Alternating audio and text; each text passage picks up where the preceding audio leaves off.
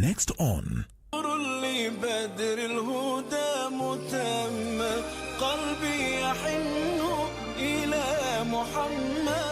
unapata wanawake wengi kwa sasa ni ngumu sana kupata makazi, ama ni ngumu sana kuruhusiwa kwenda kufanya makazi. Mwanamke akiolewa unapata ni ngumu sana mume wake kumpa ruhusa aende akafanye kazi. Kisa na sababu ni nini?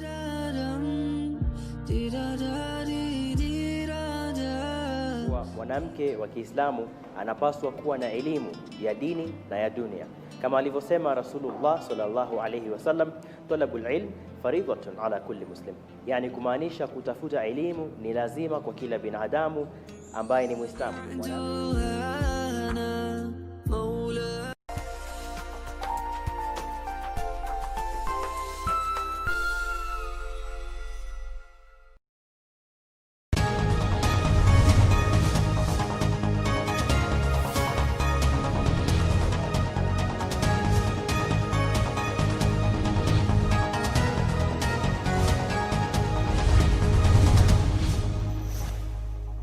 Of Kenya YouTube channel. This afternoon, a number of businesses have been lined up. Among them, questions where various members will be asking questions for reply before some specified departmental committees. And question 022 of 2020, the member for Murang'a County, Honorable Sabina Chege, will ask the Cabinet Secretary for Tourism and Wildlife to confirm that the appointment of members of the Tourism Regulatory Authorities Board via Gazette Notice number 5462 of 7th August 2020 was carried out in compliance with the requirements of Section 8, subsection 1G of the Tourism Act.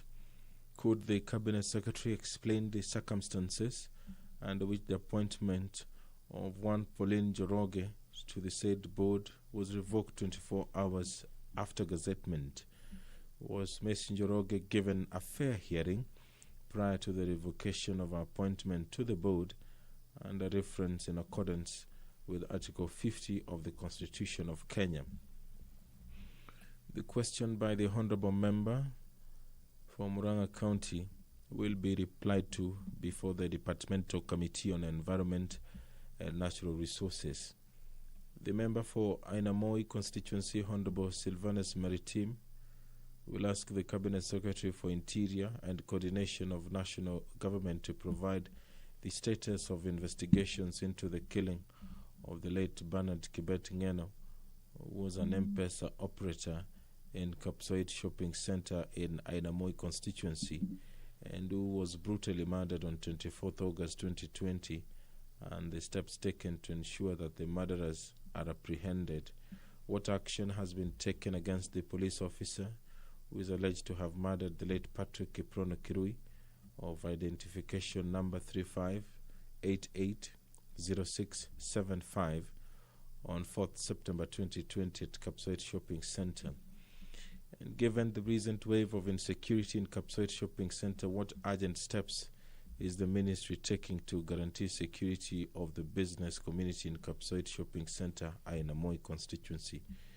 This question will be replied to before the Departmental Committee on Administration and National Security. The member for Tetu Constituency, Honorable James Gishohi, will ask the Cabinet Secretary for Labour and Social Protection to provide the list of beneficiaries under the cash transfer program for the older persons in Tetu constituency, and what criterion was used to identify the said beneficiaries. The question by the Honourable Member for Tetu constituency will be replied to before the Departmental Committee on Labour and Social Welfare.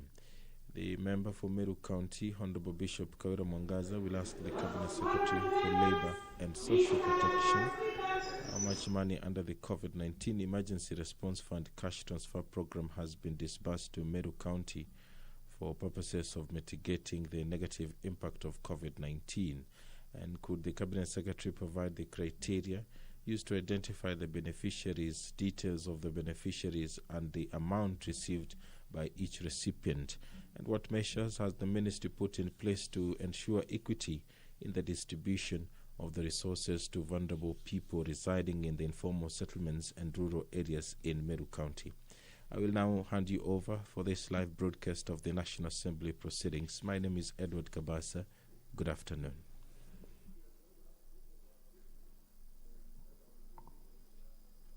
Let us pray. Almighty God, who in your wisdom and goodness have appointed the office of leaders and parliaments for the welfare of society and the just government of the people, we beseech you to behold with abundant favor as your servants whom you've been pleased to call to the performance of important trust in this republic. Let your blessings descend upon us here assembled, and grant that we treat and consider all matters that shall come under deliberation in so just and faithful a manner as to promote your honor and glory, and to advance the peace, prosperity, and welfare of our country and of those whose interests were committed to our church. Amen.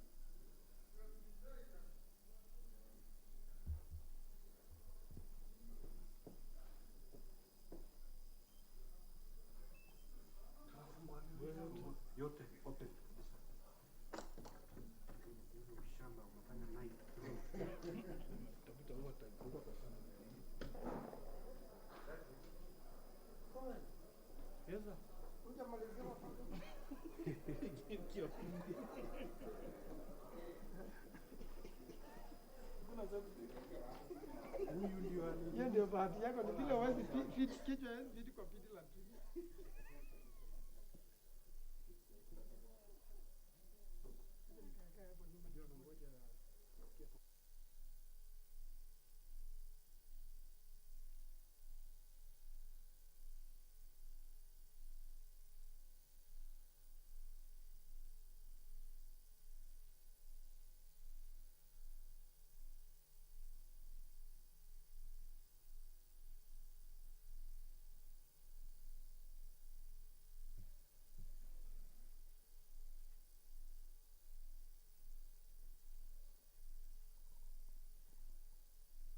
Order number 1, administration of oath. Order number 2, communication from the chair.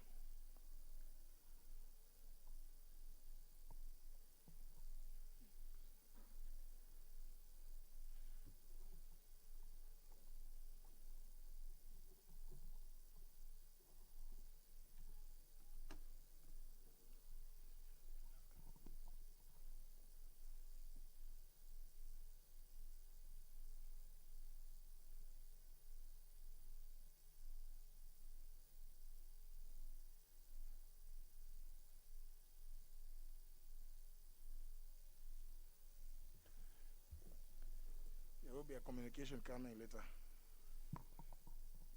Let's proceed. Order number 3, messages.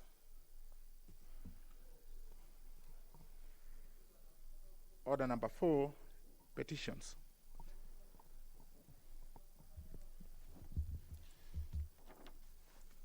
Honourable members, starting order number 225, subsection 2, paragraph B, requires the Speaker to report to the House any petition other than those presented by a member. If you ever wish to report to the House that my office has received a petition from the Governor of Nandi County, Stephen Kipiego Arab Sang, praying that the House looks into historical land injustices in Nandi County.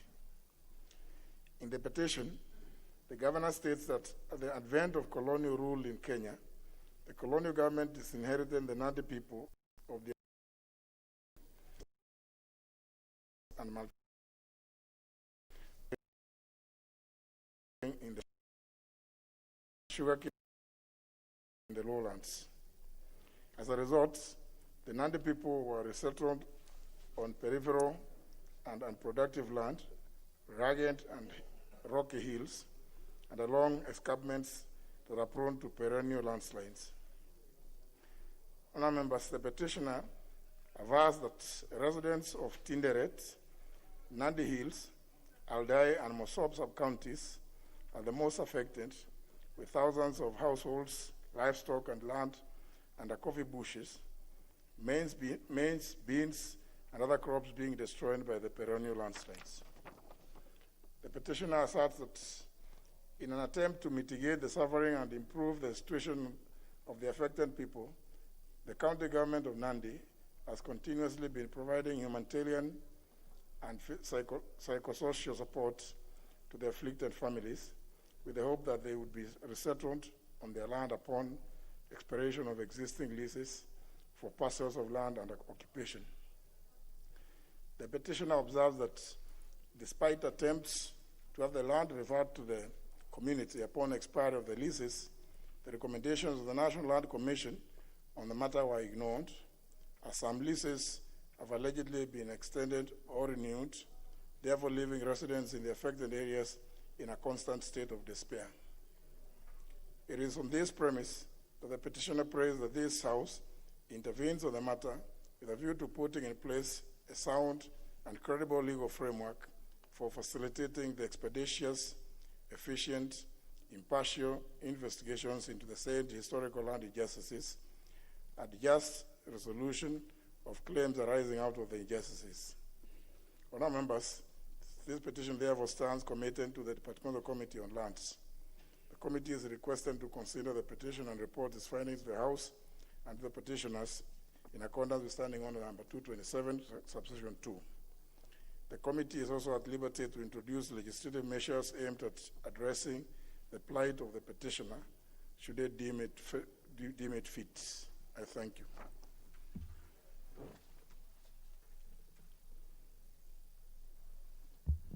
I see an intervention from the Honourable Wachanda. Thank you, Mr. Speaker. This basically as a comment on the petition. Mr. Speaker, what has happened over the years, particularly with the advent of the new administration after the colonial government, I think many things were ignored, and a lot of them were issues to do with land. Communities were moved many times not on any clear formal arrangement, but were moved based on instructions that were brought in by either leaders at that particular time, and people agreed, communities agreed. And this thing really happened in many other places. So once they had agreed, either for purpose of creating space for a very specialized kind of a crop arrangement or livestock or a horticulture, what happened over a period after that is that all these people were ignored. Communities were ignored. They didn't get back their lands. Now, at the point of now changing the use, let's say from the original intention, the use is now changed towards direction of the individual. So individuals end up occupying land unlike what was initially planned. This happens everywhere, Mr. Speaker. Even in my place, Yala Swamp, there was a portion that the former vice president at that particular time, Jaramogi Oginga Odinga, told the people that, no, you need to be moving to the higher areas as we prepare for purposes of reclaiming portions of the swamp. And this is 1967-68, Mr. Speaker. This has not happened to date. And as new arrangements are being done for purposes of the swamp, the county government and even the other county councils that were predecessors of the county government were getting into arrangements that were placing lands for use in different hands, completely ignoring the initial communities that were staying in this area. So, Mr. Speaker, as the committee looks into this, I want to believe that it's not just Nandi alone, but there are many other areas that really needs to be looked at for purposes of communities getting back their land that were changed in terms of use and in terms of what the original intentions were. Thank you, Mr. Speaker. Honourable Amalwa. Thank you, Mr. Speaker, for this position. Mr. Speaker, this matter is not coming to this Parliament for the first time. My humble request to the Committee on Lands is to move with speed. As we know, Mr. Speaker, land is a factor of production, and even the county of Trans Nzoia, where I come from, Mr. Speaker, we've had so many squatters as a result of the historical injustices. And we know very well the National Land Commission, one of its critical mandates, Mr. Speaker, is to look into the issues of historical injustice. It is the highest time, Mr. Speaker, as the Committee of Lands will be looking into this matter, we call upon the National Land Commission also to move with speed. We've also had many cases in court, Mr. Speaker, pertaining matters of the land. And you know, because land is a factor of production, it is something that is very, very critical that can help to improve the livelihoods of our people, Mr. Speaker. So I'm requesting the committee to move with speed and conclude this matter, and not just in Nandi, but look at other counties like Trans Nzoia. I thank you, Mr. Speaker. Honorable Atandi. Thank you, Honorable Speaker. Honorable Speaker, I think this petition is it's a very serious one, and it is in the right place. I'm saying. Sorry, Atandi. Yes.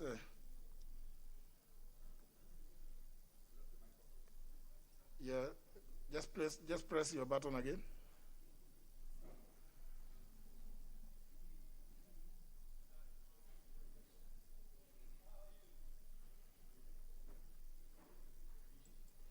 Thank you, Honorable Speaker.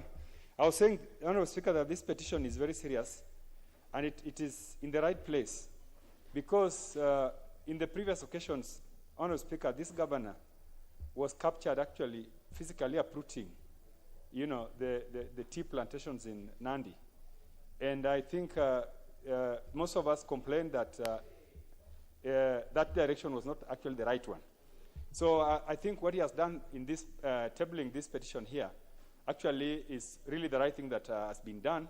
And I want to congratulate him for doing that, at least for seeing the sense in working with Parliament to try to resolve this matter.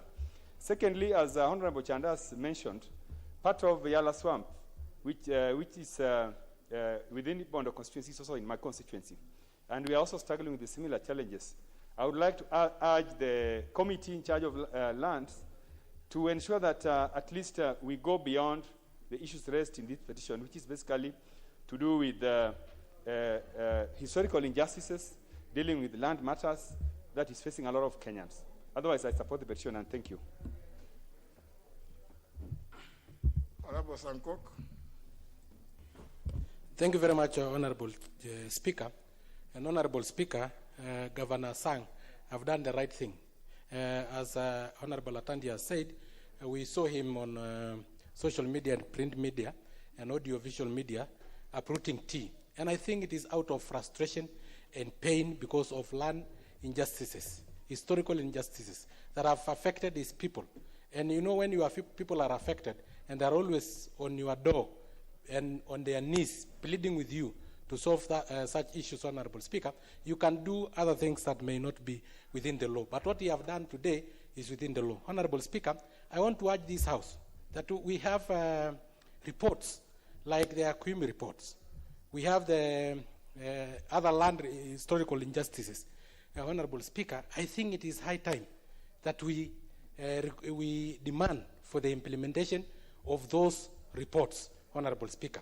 Because the moment we implement those reports, we'll not be having such petition coming to this House, because we'll have solved an issue of land historical injustices. And you know, Honorable Speaker, land is a very emotive issue.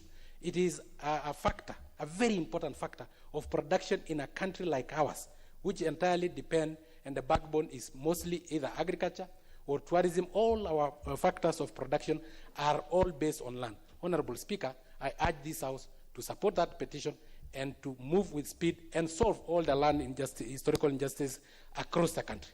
Thank you, Honorable Speaker. Member for Endebess. Thank you, Honorable Speaker. Honorable Speaker, Article 1 of our Constitution says the sovereignty of the people, and it talks about the sovereignty of the people, and all sovereign power belongs to the people of Kenya and shall be exercised only in accordance with the Constitution. And 2, the people may exercise their sovereign power either directly or through their democratically elected representatives. Honorable Speaker, this House is exercising that sovereignty of the people. And when Governor Sang gives this petition about the colonial injustices that were done. We are aware that this country has done a TJRC report. We've also done a Ndungu report, which looks at the displacements and issues that are related to the land. And therefore, I think it is incumbent on this House to look at some of those reports that were done. And I would urge that if it is possible or within the power of the committee, they should be able to table these reports of the TJRC report when they are presenting that report, so that we are able to look at the whole of issues pertaining land in this country, not just within a certain region, but for the whole of the country, so that injustices can be rectified. Thank you, Honorable Speaker. Member for Elders. Thank you, Mr. Speaker. Mr. Speaker, the issue of historical land injustices, whether pre-colonial time or during the colonial time or after the colonial time, are emotive. But Mr. Speaker, over the years, we have struggled to put in place institutions that the taxpayers fund. So as much as this petition by the Honorable Sang is in order, it's the high time that we also insist these very institutions that the framers of the current constitution actually have put in place are forced actually to work and undertake their mandate, so that the issue of land injustice actually is clearly sorted out. Otherwise, just waiting for one petition to come to the floor of the House when we have institutions that are mandated to deal with this, and yet they are not solving this, and we are funding them. I think it is the high time that we, as a representative of the people pursuant to Article 1, that we invoke that and insist that these institutions, including the Land Commission, must work and go around the country and solve all the lingering land problems, so that Kenyans can live in peace and invest in their land, because land is a very important factor of production. Thank you, Mr. Speaker. Otherwise, the petition is timely, and I hope the committee in its own wisdom can also try to expand and look at all other historical land injustices and deal with this issue once and for all. Thank you, Mr. Speaker. I'm sure those of you who have looked at the National Land, the Lands Act, will know that those who present before the National Land Commission under a window of 5 years, but under the Constitution, the Commission suo moto can investigate any matter without necessarily being moved. The point you are raising, Honorable Kenan, is a valid one. The petition is referred to the Committee on Lands. Petition by the member for Murang'a County.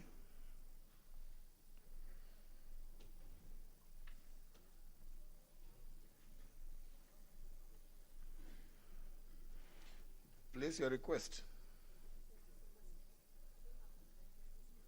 You don't have a card. Why were you coming here?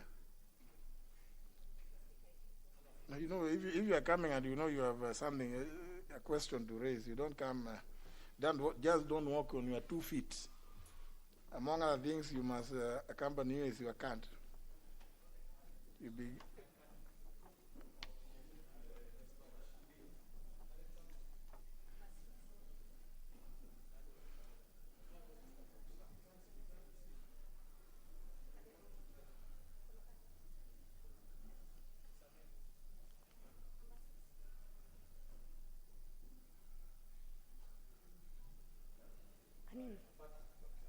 Thank you, Mr. Speaker, and apologies.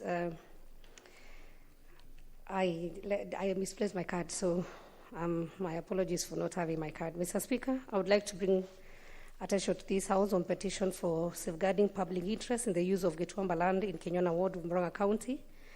I, the unassigned on behalf of residents of Kenyona Ward in Murang'a County, draw the attention of the House to the following. 1, that over 65 acres of land in Gituamba area of Kenyona Ward of Kigumo Constituency, Murang'a County, that was originally owned by the petitioner's grandparents and ancestral land under land reference number LR Kenyona Log 2786, were allocated 14 nurseries and agricultural related research and held in trust by the Murang'a County Council on behalf of the area residents. That in 1962, the Murang'a County Council leased the said land to Special Crop Development Authority for a period of 99 years. That the Special Crop Development Authority was later renamed first as the Kenya Tea Development Authority, then as the Kenya Tea Development Agency, and finally to its current name as the Kenya Tea Development Agency Holdings. That the community original intention in allocation of the land was the setting up of a tea tree nursery, as well as establishment of a public tea research institute, and not for the growth of eucalyptus trees for KTDA fuel program, as it is currently the case. That the said land was held as public land to be utilized for public interest, but its use has for years been diverted and used for private interest by the Kenya Tea Development Agency holdings or its subsidiary companies that are privately registered entities. That the eucalyptus tree had created a dense forest cover that posed perennial security concern, ranging from attacks by wild animals, rape cases, as well as being used as a hiding place for storing properties. That as a consequence to the planting of the water-consuming eucalyptus trees, the Kanyona River has reduced its water volumes and water flow downstream, hence affecting irrigation and the general ecosystem of the area. That during the recent rains, several trees fell across the busy Monunga-Kanyona Road, thereby affecting transport and communication in the entire area. The failure to utilize the land for its original purpose continues to cause unwanted distress, anguish, and inconvenience to the residents of Kanyona Ward. That the efforts to have these concerns addressed by relevant authorities have not borne any fruit, and that the matter raised in this petition are not pending before any court of law, constitutional, or legal body. Therefore, your humble petitioners pray that the National Assembly, through the Departmental Committee of Lands, 1, investigates the irregular change of use of land from public use to private use by Kenya Tea Development Agency holdings. 2, inquiries into the matter with the objective of ascertaining LR Kanyona Lock 2786 as a public land in conjunction with the National Land Commission. 3, directs KTDA Holdings to revert to the original objective of establishment of a public agricultural research institute and a tree nursery, Getuamba Tea Nursery and Factory, failure to which KTDA land lease is to be revoked forthwith. Make recommendation to protect the socio-economic interests of people of Kanyona Ward, as well as resolutions to protect the environment from negative effects occasioned by KTDA wood fuel planting, and makes any other orders that it deems appropriate in light of the circumstances outlined in this petition. And your petitioners will ever pray. Thank you, Mr. Speaker. Very well. Petition will be referred to the Committee on Lands. Third petition by the member for Konoin, Honorable Brighton Yegon.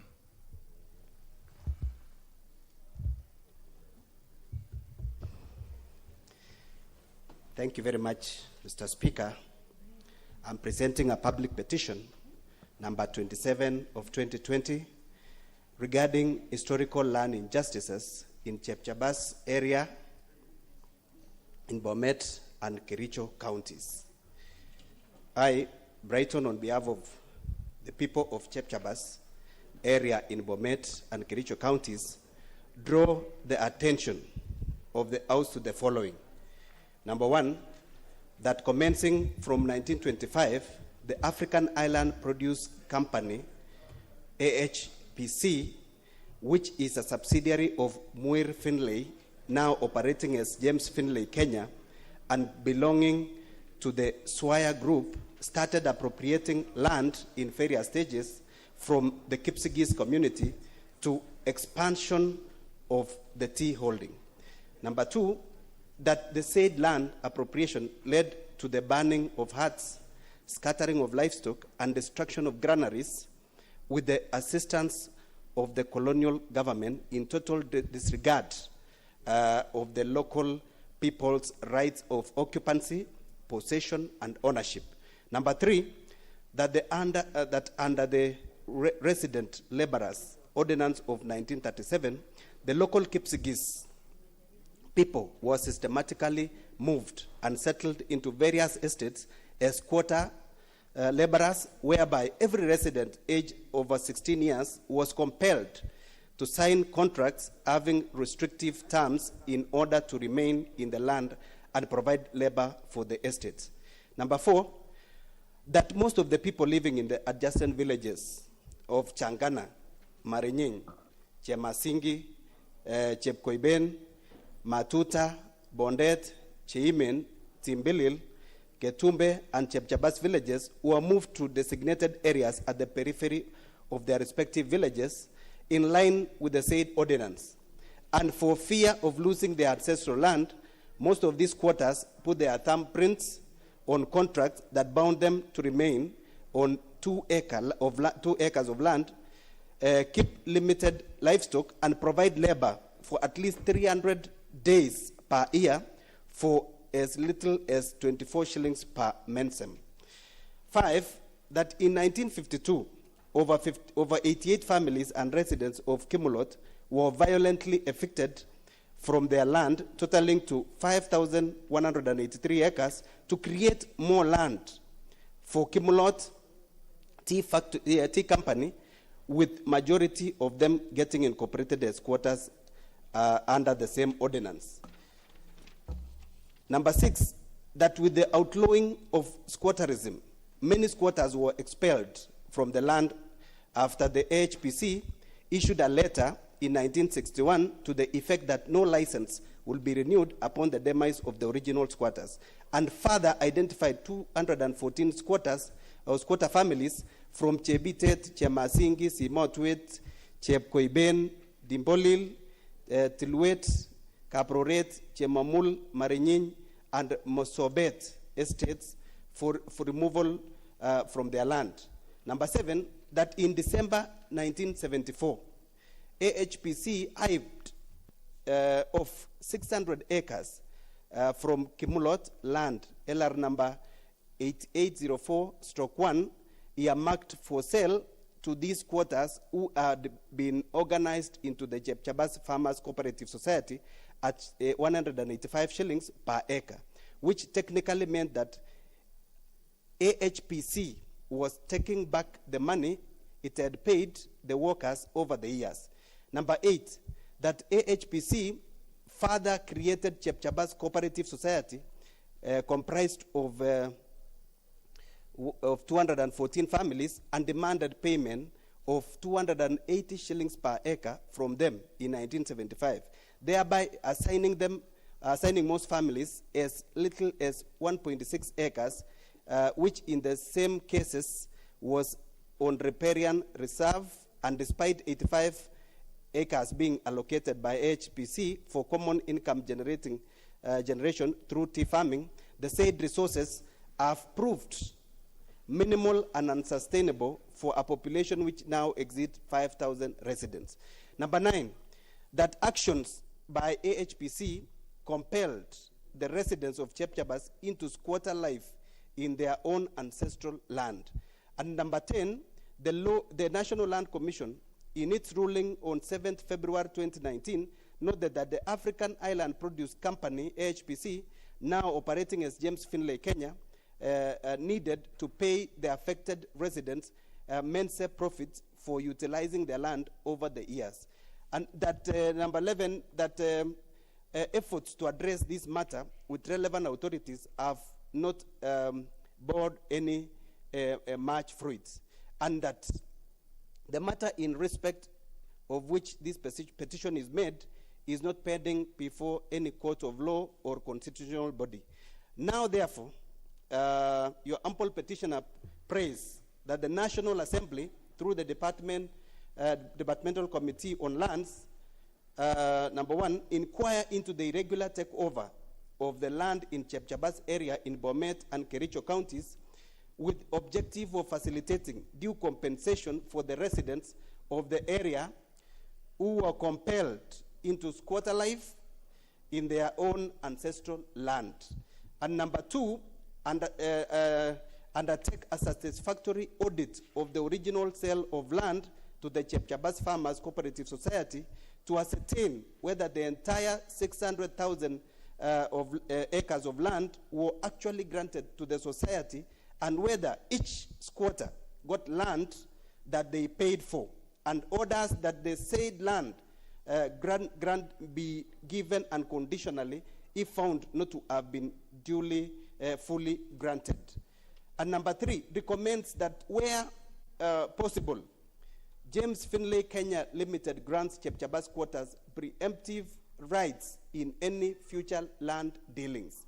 And number 4, recommends that people, or possible, where possible, that James Finlay Kenya Limited share mensa profits with Chepchabas squatters proportionately for the number of years the farm has utilized the land. And finally, number 5, that it makes any other appropriate recommendation it deems fit in addressing the circumstance raised in this petition. And your petitioner will ever pray. Thank you so much, Mr. Speaker. As you'll appreciate, those 3 petitions could take the committee the rest of this year. I mean, given all what you have said, even that last one, I doubt that the committee can even finish dealing with it in the remaining period of this year. It's a lot. But nevertheless, I believe the committee is up to the task. So I will not allow comments on these 2 petitions because I think we have gone beyond the 30 minutes which is reserved for comments and clarifications or petitions. So move to the next order. Order number 5, papers. Leader majority.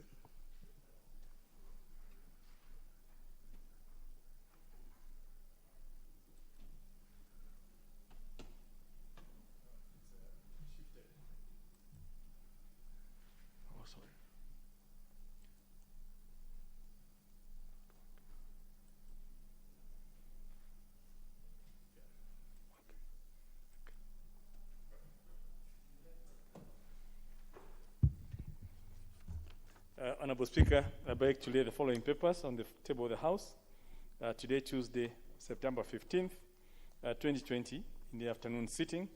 Number 1, the draft 2020 budget review and outlook paper from the National Treasury and Planning. And number 2, the inaugural edition of the Directorate of Criminal Investigation, DCI magazine.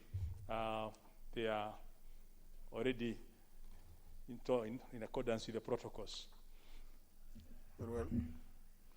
Next order.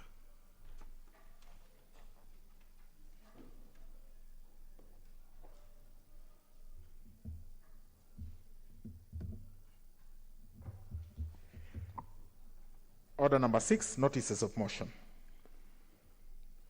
The Chairperson, Select Committee on Implementation. Honorable Lekenta.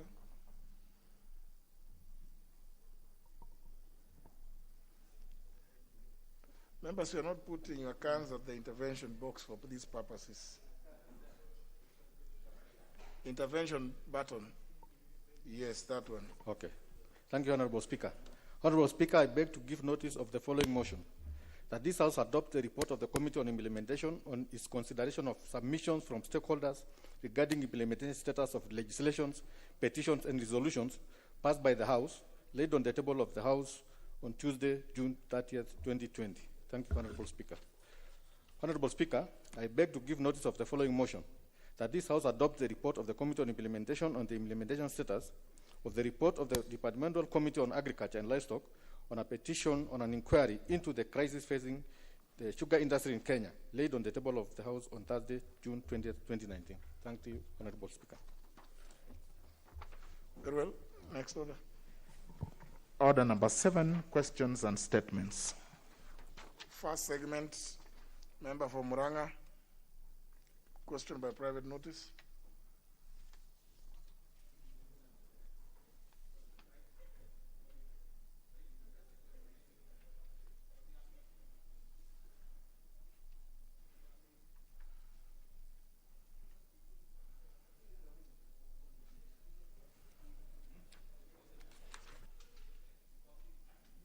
Yes, there. Where you are put.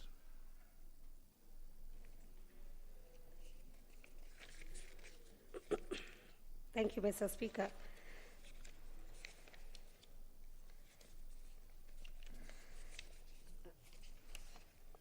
Mr. Speaker, I would like to ask the question to the Cabinet question to Cabinet Secretary for Tourism and Wildlife. 1, could the Cabinet Secretary confirm that the appointment of members of the Tourism Regulatory Authority Board by Gazette Notice number 5462 of 7th August 2020 was carried out in compliance with the requirements of Section 81G of the Tourism Act? Number 2, could the Cabinet Secretary explain the circumstances under which the appointment of one Pauline Njoroge to the said board was revoked 24 hours after gazettement? And number 3, was MS Njoroge given a fair hearing prior to the revocation of her appointment to the board under the reference in the accordance with Article 50 or the Constitution of Kenya? Thank you, Mr. Speaker. Question to be replied before the Committee on Environment and Natural Resources. Next question by the member for Ainamoi, Honorable Silvanas Maritim. Thank you, Mr. Speaker. I wish to ask question number 24 of 2020 to the Cabinet Secretary for Interior and Coordination of National Government. Question number 1.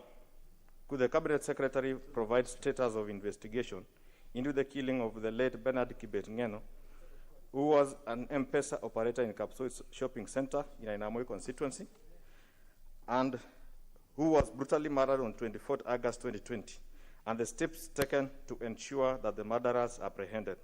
Question number 2.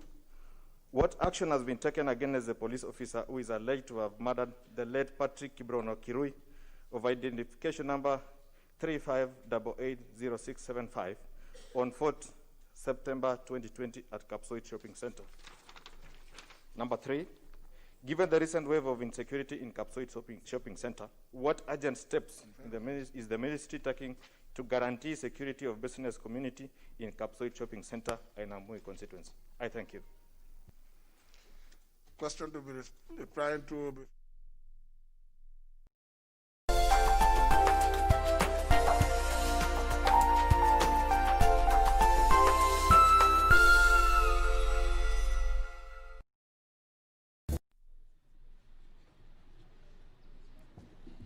So good afternoon.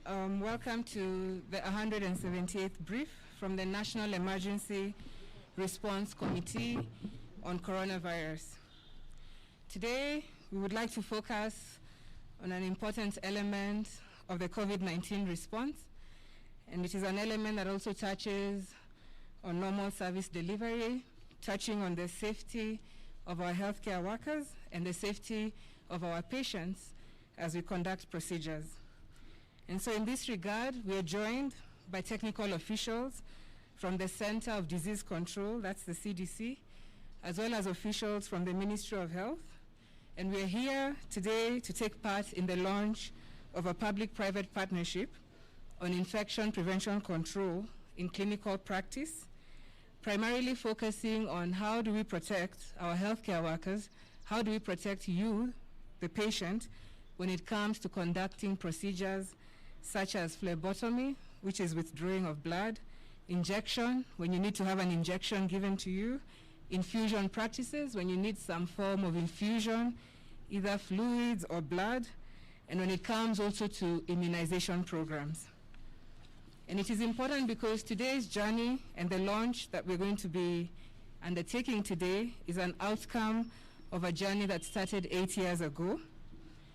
And the main lesson learned during the COVID-19 pandemic is that infection prevention control is central when it comes to response, and is perhaps what you'd call an obligation to our healthcare workers, but our obligation to also you, the patient, ensuring that you're getting the care that you need, but that this care is good quality care. The issues that will be addressed in terms of this program that we are launching today, an infection prevention control program, will touch on the quality systems. It will touch on this competency of our health workforce. It will touch on ensuring that best practices are utilized when you're getting care in the health facilities. This partnership between the Ministry of Health and CDC is essential to ensuring that these objectives are met. And today we are happy to have invested jointly with CDC up to a tune of $1.8 million US. And these resources are available to us for a period of 3 years. They come following through the PEPFAR project. This is the US President's Emergency Plan for AIDS Relief in the country, with the main premise of ensuring that our healthcare workers are trained when it comes to these practices that predispose them to getting infections, but also practices that may also predispose you as a patient in getting transmissions from the healthcare workers. As noted, the partnership known as the Kenya Infection Prevention Control and Global Collaboration for Advancement, KINGA, we hope to be able to engage beyond even the patient safety procedures, infusion procedures that we are discussing today. We shall also have an arm that focuses on hepatitis B virus immunization for healthcare workers, noting that hepatitis B prevalence in Kenya remains high amongst the population, and healthcare workers inherently, by the nature of their occupation, are at a high risk of infection. This partnership will support immunization initiatives by providing vaccines. These are hepatitis B vaccines to 3,000 healthcare workers across 9 counties, namely Nyeri, Nairobi, Kiambu, Embu, Meru, Nakuru, Kisumu, Trans Nzoia, and Mombasa, with the aim of improving infusion safety and reducing infusion-related complications and needle stick injuries. And it is important to note that one of the most common infusion-related complications would be that of a healthcare worker contracting hepatitis B. And so with PEPFAR, MOH and CDC, we shall collaborate to ensure that there are safe clinical practices, to ensure that we are protecting you and the healthcare worker. And this is also predicated on a lot of analysis that has been undertaken. Surveillance data shows us today that only 20% of healthcare workers who have had a needle stick injury have been vaccinated for hepatitis B. And this is particularly important, noting that every other year in the country we have about 1 million interactions when it comes to needle stick injuries amongst the population, and that the healthcare workers who here are vulnerable by the nature of their work, only 20% of them have had hepatitis B vaccination. Part of the partnership will also have investments in pre-testing reagents, investments towards the procurement of these hepatitis B vaccines, investments when it comes to looking at our data surveillance systems pertaining to health worker safety and patient safety, and also leveraging on technology and the utilization of different applications to ensure that there's a tracking mechanism of any of these needle stick injuries amongst our healthcare workers. And so we do thank CDC for this partnership. We do thank BD and other institutions who are collaborating towards the safety of our healthcare workers, but also towards the safety of our patients. Now, turning back from the KINGA project onto the COVID statistics, today we have 96 people who have tested positive from a sample size of 3,270 tested within the last 24 hours. This brings to total our confirmed positive cases in the country to 36,301. And from our cases today, all are Kenyans except for 4 who are foreigners. And in terms of gender, we have 70 of them being male and 26 of them being female, with the youngest being a 5-year-old child and the oldest being 81.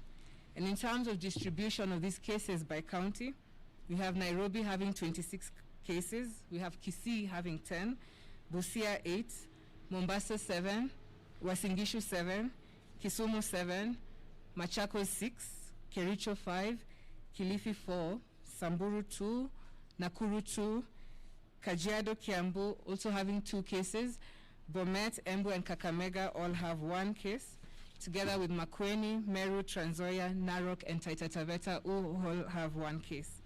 We've provided for you the distribution by sub-county. Of particular note in Nairobi, from the 26 cases, Westland leads with 6 cases, and Roysambu leads with, continues on with 5 cases. In terms of Kisii, which today has come on as our second heaviest burden county, all the 10 cases are from Kitutu Chache South. The disaggregation is provided for you in terms of all the other sub-counties in the different counties. With regards to our recoveries, today we have 121 people who have recovered. 97 of them are from the home-based care program, whereas 24 have been discharged from various hospitals. And so we have a total number of 23,364 recoveries to date. And we continue really to appreciate our healthcare workers for their continued dedication to duty. With regards to our fatalities, sadly today, 10 patients have succumbed to the disease, bringing our fatality rate to 634, and our condolences are passed to the family and friends of those who've lost their loved ones.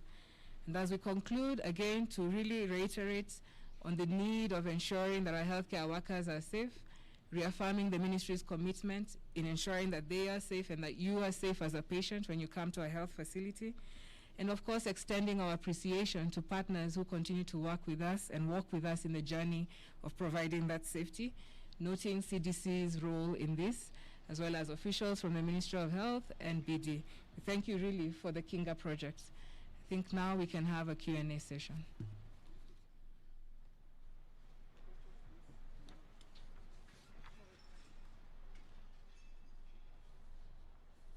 All right, thank you. My name is Gina Kirori from NTV. My first question is to do with the nurses strike we saw just a few hours ago in the the CBD. Why is it that in Nairobi County, where the cases are the highest, shouldn't the more priority be given to the nurses here? Because then what can we say about the counties that have lesser cases? So why is it that we're seeing that healthcare workers are actually complaining about the conditions that they're working under? And my second question is, why is the government providing misleading information as to that the curve is actually being flattened, when yet the Ministry of Health has said on several occasions the problem is that there's a lack of testing kits? So why is this information continuously being circulated, and we're seeing it affecting other sectors, like the education sector, saying that they are considering reopening schools because the curve is being flattened? So why is this misleading information being provided? Thank you.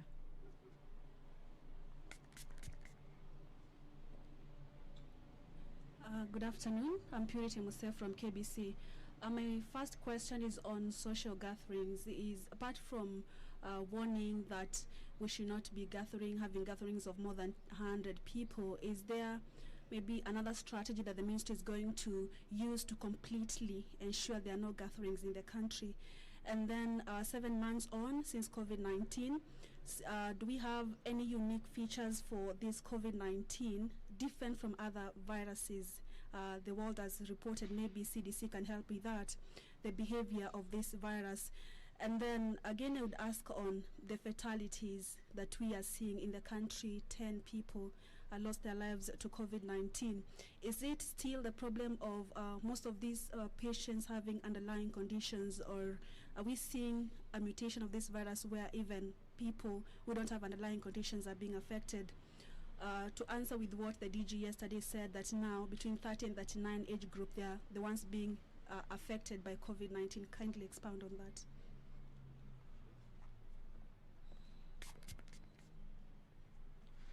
Afternoon, my name is Diana Rachel from Ibru TV. Just a follow-up on the flattening of the curve. In his last address to the nation, the president said that we had begun to flatten the curve. However, CAS Rashid Aman had earlier said that we lack reagents in the country. And when we talk about, they said that they were going to bring the reagents in about 2 weeks. I don't know if they were already here. When you talk about the curve, and we've only tested only about 1% of the population of Kenya, what do you mean by flattening the curve? Also, are we likely to see a second wave, looking at the current trends of people disregarding the protocols? Thank you.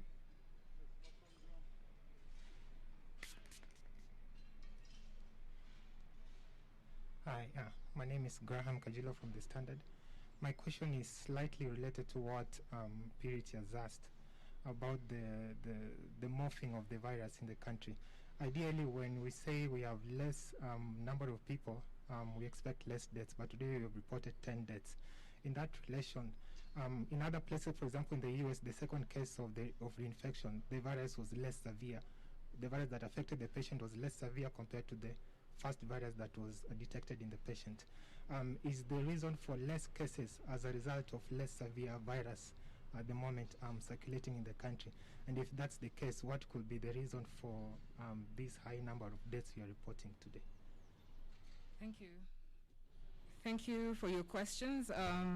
I'll start with Graham's question, which ties on to Purity's question. Is there any peculiarness when it comes to COVID-19 in Kenya? Is COVID-19 experiencing a different kind of virus? Is the COVID-19 virus in Kenya weaker than other countries? I think those are the questions I'm getting in terms of, are there any special characteristics of this virus in the country? Collaborating with various research organizations, we've been able to do what is known as a genotype mapping of the COVID-19 virus in the country. And we were able to take COVID-19 samples across the country, so starting with Mombasa, Kilifi, Nairobi, Eldoret, and we were able to look at that virus to determine what is the genetic makeup of this virus. Is this virus any different from that seen across the world? And this is actually an exercise that most countries have already conducted. If you go online, you'll see a lot of studies that are trying to really create what is known as the family tree of COVID-19. And what our data is showing us, what our research is showing us, is that our virus is no different from the virus that is circulating in different parts of the world. And because the genetic makeup is what really determines the virulence or the strength of a virus when it comes to the effects of it, then clearly our virus is no different from that is there in other parts of the world. Now, there's emerging evidence, and like we said, COVID-19 is a new disease. No country in the world has been able to deal with this. We have lots and lots of researchers and technical officials looking at it, studying. There have been various peculiarities in terms of COVID-19 in of itself as a virus when it comes to comparing it with other coronaviruses. Remember, we've often said, and the DG has often elaborated, that there are many kinds of coronavirus. And the one that we're dealing with seems to have effects beyond the respiratory system. This means it seems to have effects beyond your chest, beyond the coughing. It affects other, organs. It's a multisystemic sort of type of virus. And so we're continuing to see this effect in the country. I do remember a few months ago we had reported, almost some form of inducing effect for diabetes from this virus, and that's very peculiar in terms of how viruses react. We've had and seen reports that the virus can actually affect brain activity. We've seen that in different parts of the country where CT scans of the brain have shown an effect of COVID-19. And so remember, the important thing to learn is that it's a new virus. We are learning, we're trying to understand it, but at the end of the day, in terms of the response measures they maintain, in terms of reducing and flattening the curve. Now the issue of the curve is creeping on, and I think we have two questions on. I think the first one was, why is there information as to whether we are really flattening the curve or not? And also information on how are we able to really determine where we are in this epidemiological response when testing is a bit compromised in terms of capacities.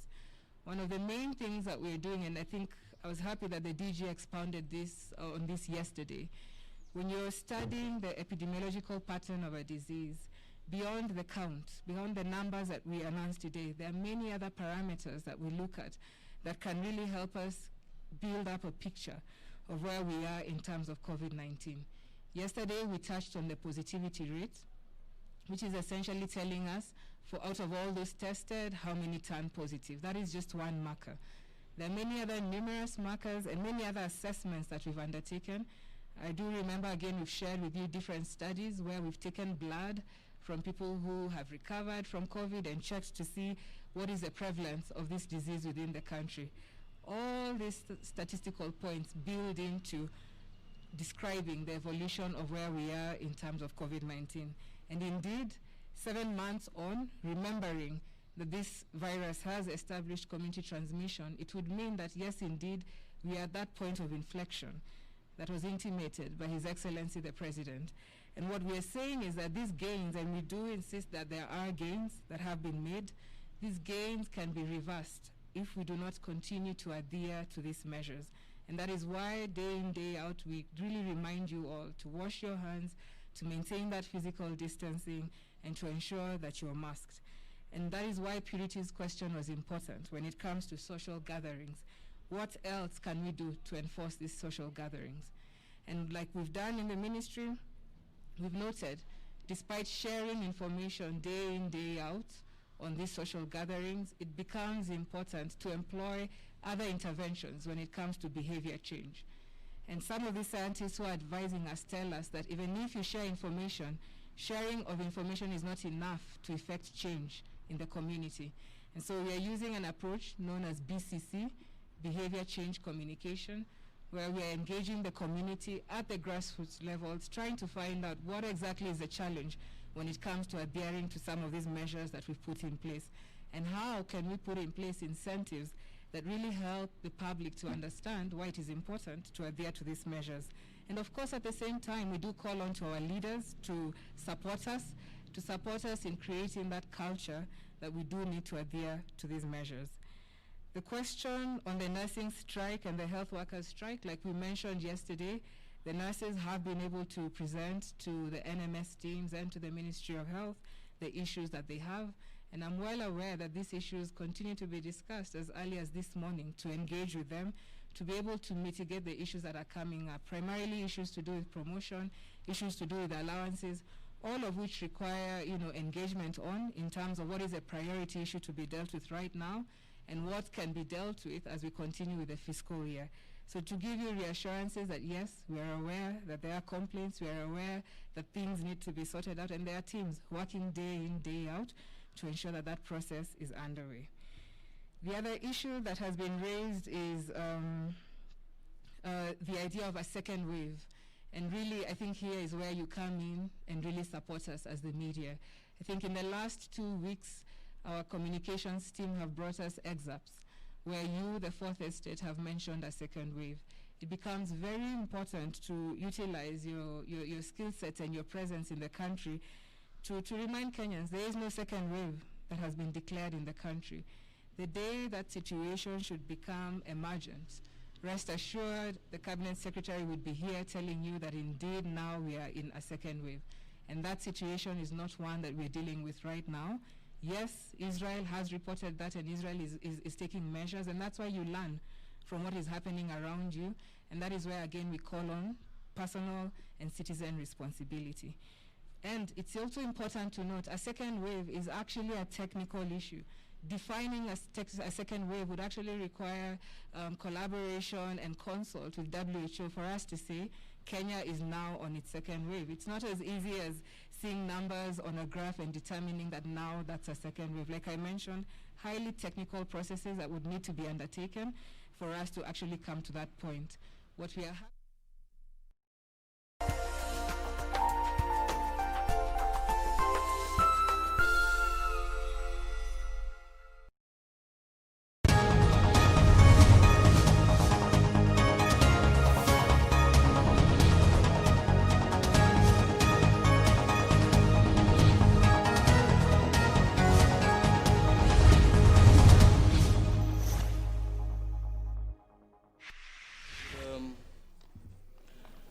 the names of constituencies and names of members of the committees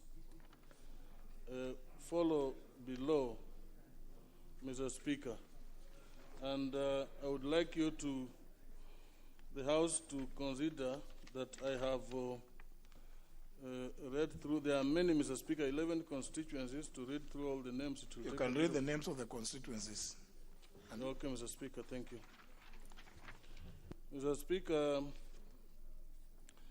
the first is Baringo South constituency.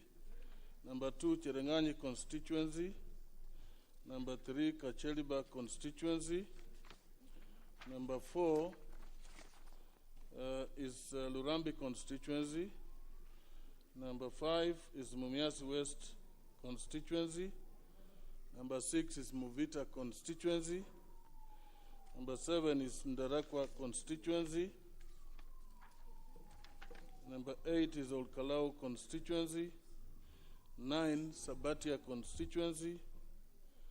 10, Tigania West constituency. And finally 11, Wajir North constituency. Mr. Speaker, each constituency has the members listed below it. Now, Mr. Speaker, as stated earlier, Section 43, subsection 1, 2 of the National Constituency Development Fund, as amended in 2015, and regulations, thereby states that there is established a National Government Constituency Development Fund committee for every constituency. Mr. Speaker, each constituency committee shall comprise the national government official responsible for coordination of national government, 2 men each nominated in accordance with subsection 3, one of whom shall be a youth at the date of appointment. C, 2 women nominated in accordance with subsection 3, one of whom shall be youth at the date of appointment. And D, 1 person with disability nominated by a registered group representing persons with disability in the constituency. And finally, 2 persons nominated by the constituency office established under regulations made pursuant to Parliamentary Service Act. Further, Mr. Speaker, subsection 3 and 4 provide that the 7 persons referred to in subsection 2, B, C, D, and E shall be selected in such a manner and shall have such qualification as the board may by regulation prescribe. And for the names of persons selected under subsection 3 shall be submitted by the board to the National Assembly for approval before appointment and gazettement by the board. Mr. Speaker, pursuant to the above, National Government Constituent Development Board has to date received lists of proposed members of the National Government Constituent Development Fund committees from all the 290 constituencies as follows. 181 were approved by the National Assembly by April 2020. However, 180 were gazetted with effect from April 14, 2020 by Gazette Notice 3737 contained in the following, in the subsequent folio 97, published on May 29. Mr. Speaker, Msambweni constituency was not published in the Kenya Gazette. As you will all recall, the Member of Parliament for the area passed on before the committee was gazetted, which placed it in transition until a by-election is held, Mr. Speaker. 93 constituencies were approved by the Assembly in the month of June. They were subsequently gazetted with effect from June 11 and 18, 2020 respectively, by the Gazette Notice numbers 5858 and 5859. Mr. Speaker, 11 others which have been submitted to the Assembly between August 4, 11 and 19 this year for approval pursuant to Section 43, the board is awaiting the clerk's certificate on the same once it has been approved by this House. And finally, 3 constituencies, specifically Chepalungu, Kuria East, and Shinyalu are currently being analyzed by the board for compliance to the Act and regulations, to correct the gaps that were noted in the submissions that have been communicated back to the constituencies for correction before presentation to the National Assembly for approval. The delay has been necessitated by the fact that the process of selection failed to meet the criteria set out under Section 43 of the National Government Act. Mr. Speaker, this is where I think members need to follow to ensure that where you're required to meet the rule on gender, you must comply, and where youth is required, it has to be youth. and youth must be youth as described in the definition of youth. So, Mr. Speaker, those are some of the things that could have led to the non-acceptance of the proposed names from the constituencies, and members need to follow this. Now, it should also be noted that two constituencies have their terms ongoing. That's Embakasi South and Ugenya. Their terms they were gazetted a bit late, and therefore their term will end in May 21 and August 2021. And upon receipt of submissions are checked as against the checklist given in the circular issued by the board on the selection process for conformity with the requirements of the law applicable to the National Government Constituency Fund. Mr. Speaker, I did go through to give a background and explain the reason why the motion is before the House. And I would like, as I move to state that we have been able, Mr. Speaker, to unlock the funds that had been stuck with the Treasury, and would like to appreciate the CS for Finance, who has given now up to a total of about 12 billion, and we only left with about 3 or 4 billion to complete even the previous years that the funds had been held up. So I will ask colleagues to see that the funds are put to good use. Particularly, we have the challenge of ensuring that there is enough space in schools, to comply with the protocols which are going to be set out, and also to ensure desks. I had a colleague talk about the stimulus package desks. We should also ensure that we buy desks to ensure that the students, when schools open, are able to keep the space that is required. And finally, to ensure that proposals for these financial years, ceiling which has since been set, to be submitted to the board for the necessary approvals to see that the funds are trickling down. With those few remarks, Mr. Speaker, I'll wish to ask, I beg to move and ask the Honorable Kainan to second. Honorable Kainan.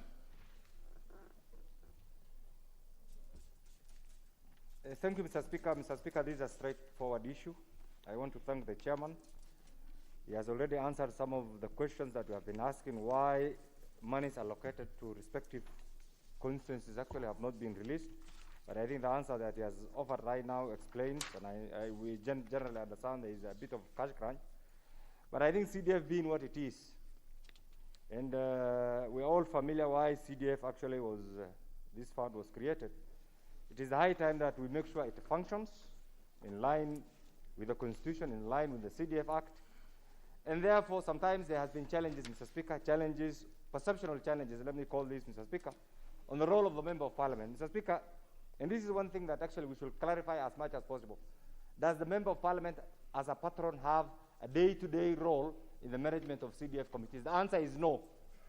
It's also the high time that any member, because the law is very clear, attempting to usurp the functions of the committee should desist and allow the committees actually to function without any interference, because this is good for the member, this is good for the constituency, this is good for the law, and this will set also a clear example. The members of parliament can also at times be above certain petty things actually in their constituencies, because whenever things go wrong, the blame is pushed on the member of parliament. The member of parliament, to the best of my understanding of this law, Mr. Speaker, has no role other than just being a patron, and maybe coming from that particular constituency where that committee is expected to discharge its function.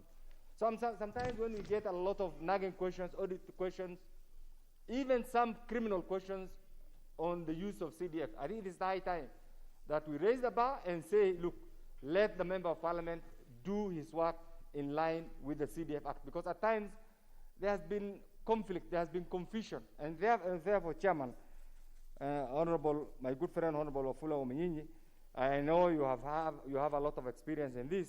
It is my prayer that the management of the committees will be streamlined through training.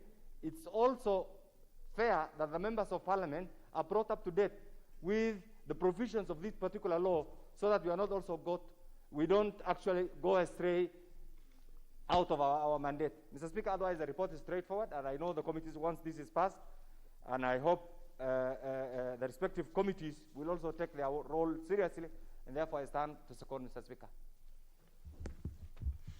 Well, honourable members, I propose the question, which is that pursuant to the provisions of Section 43, subsection 4 of the National Government Constituency Development Fund Act 2015, and paragraphs 5, subsection 2, and Regulation 10 of the National Government Constituency Development Fund Regulations 2016, this House approves the list of nominees for appointment to the following 11 constituency committees of the National Government Constituency Development Fund, laid on the table of the House on Wednesday, August 12, 2020, and Thursday, September 10th, 2020, respectively.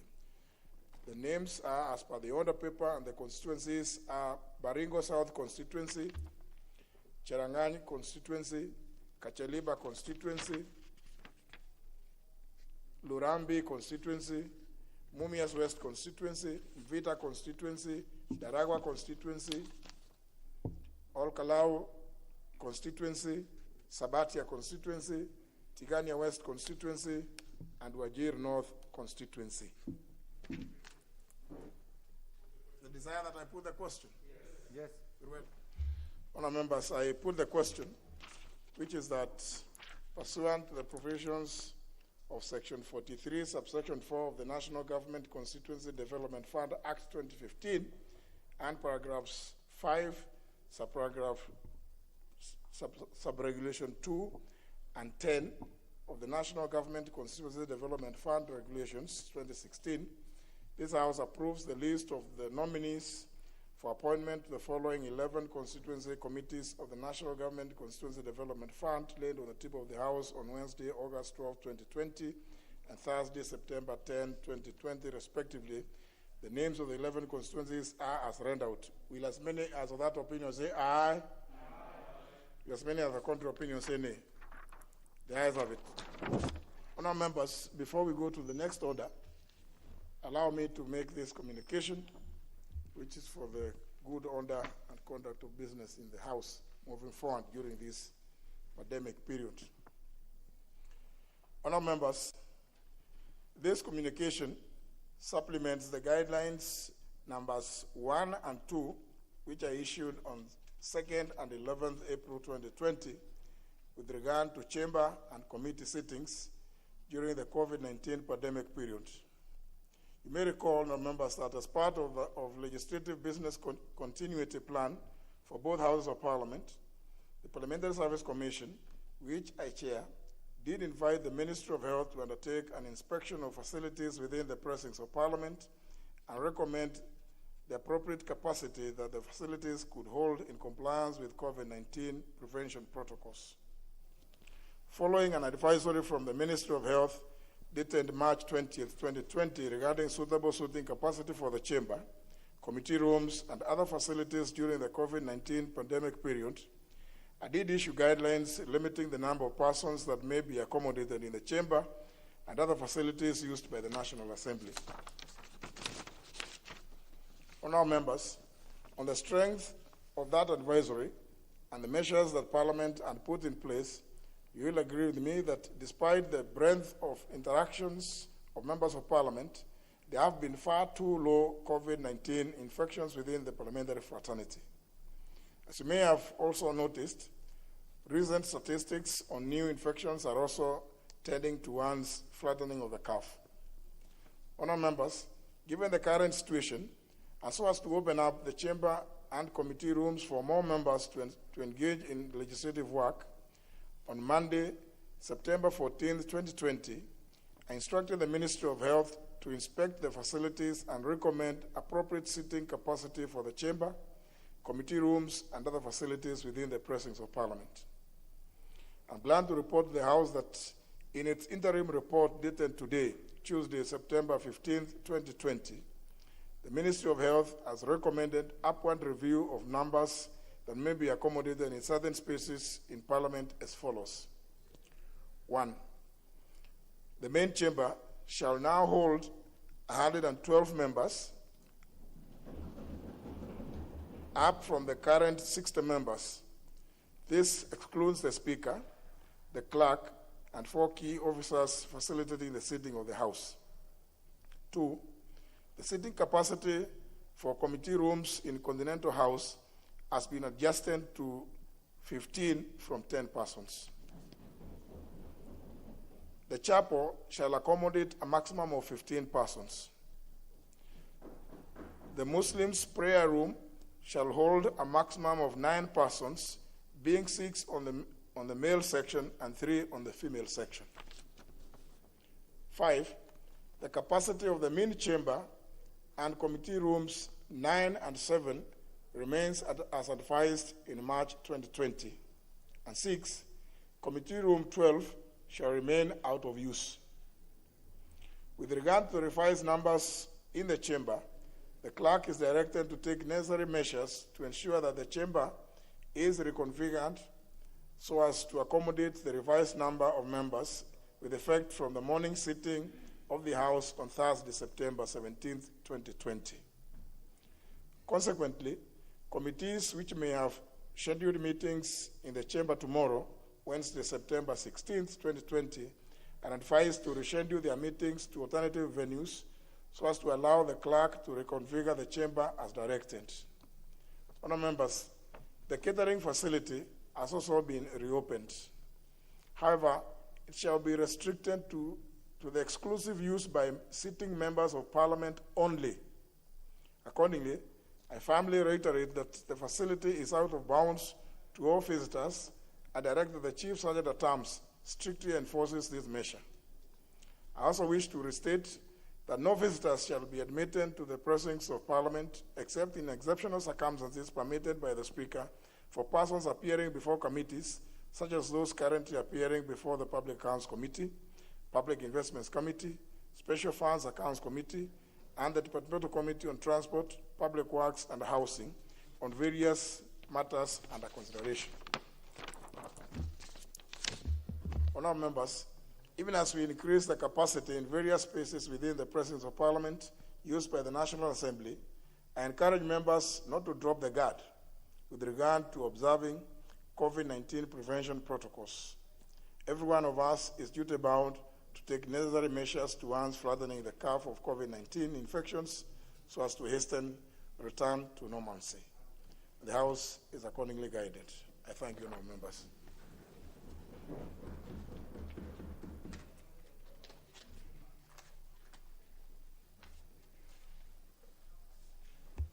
Next order.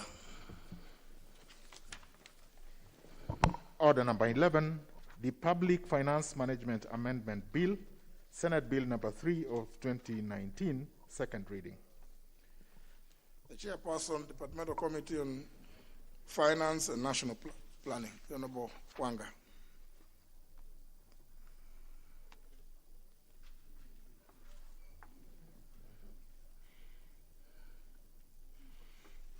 You don't have a card? Yeah, so perfect. We'll give you the, yeah. Thank you, Mr. Speaker. Mr. Speaker, I beg to move the Public Finance Management Amendment Bill, Senate Bill number 3 of 2019, which was published on 15th April 2019 and passed by the Senate with amendments on 23rd October 2019. Mr. Speaker, I'd like to thank Senator Zani, who's also the Deputy Secretary General of my party, for this very important bill.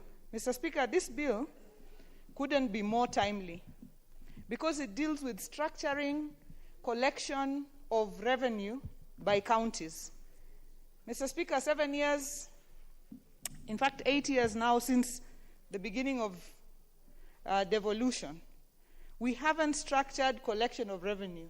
Today, the Senate, as we speak, is debating the revenue sharing formula. But the focus still remains on revenue that is coming from the national government to the counties. There is no focus on own-source revenue by the counties. How are they collecting it? How are they spending it? And, Mr. Speaker, the biggest concern is that after devolution, even if you compare revenues to the previous county councils, the county councils were collecting more revenue than the counties are collecting today. So is it really that they were collecting more then, or is it that we are declaring less today? And what this bill seeks to deal with is the issue of how do counties collect revenue? Because the bill proposes that there should be, the Cabinet Secretary shall, in consultation with the Council of Governors and the Commission of Revenue Allocation and Kenya Revenue Authority, develop a uniform county revenue collection system. And every county shall adopt and implement the county revenue collection system developed under subsection 1, having regard to their particular needs. But more importantly, the county executive member for finance shall ensure that the county revenue collection system is transparent, is efficient, is effective, is verifiable, is easy and simple to use, is properly managed and controlled to ensure accountability, is adequately secure to prevent any fraud, losses, or any other violations, and respects and promotes the distinctiveness of the national and the county governments. Mr. Speaker, this couldn't be more timely, because right now, as we were debating sharing of revenue, the counties would also be saying, this is what we are bringing to the table as our own source collection, and this is what we want the national government to give us. Mr. Speaker, the stories of how revenue is collected and within the counties is a disastrous story. You hear stories of people just collecting money from those women in the markets, from parking fees, from so on, and sitting somewhere in some counties and sharing it, just physically sharing it and declaring none of it, Mr. Speaker. Mr. Speaker, just for the record, this bill is developed in line with Section 12E of the Public Finance Management Act, which mandates the National Treasury to design and prescribe an efficient financial system for the national and county governments to ensure transparent financial management and standard financial reporting. Mr. Speaker, county governments have specific reasons for levying charges, but there are majorly 6 streams that are levied by counties mainly. And these are property taxes, business permits, building permits, parking fees, outdoor advertising, and liquor licenses. It is important to highlight that property tax in particular should be the focus of county governments. Constitutionally, this is the largest decentralized tax. Globally, it is also the major source of revenue for subnational governments. Under very conservative assumptions, a 1% rate on top of 10% highest valued properties, counties should raise at least 66 billion under an ideal scenario. Take Nairobi County as an example. Nairobi County was estimated to have a revenue potential of close to 78 billion per annum. And as per actual revenue collected, it was only 11 billion, which is way below the capacity, Mr. Speaker, and that is what I was referring to. Mr. Speaker, this bill went through public participation, and we sought the views of the National Treasury. The National Treasury was in support of the bill, noting that it is important to standardize revenue collection across all counties.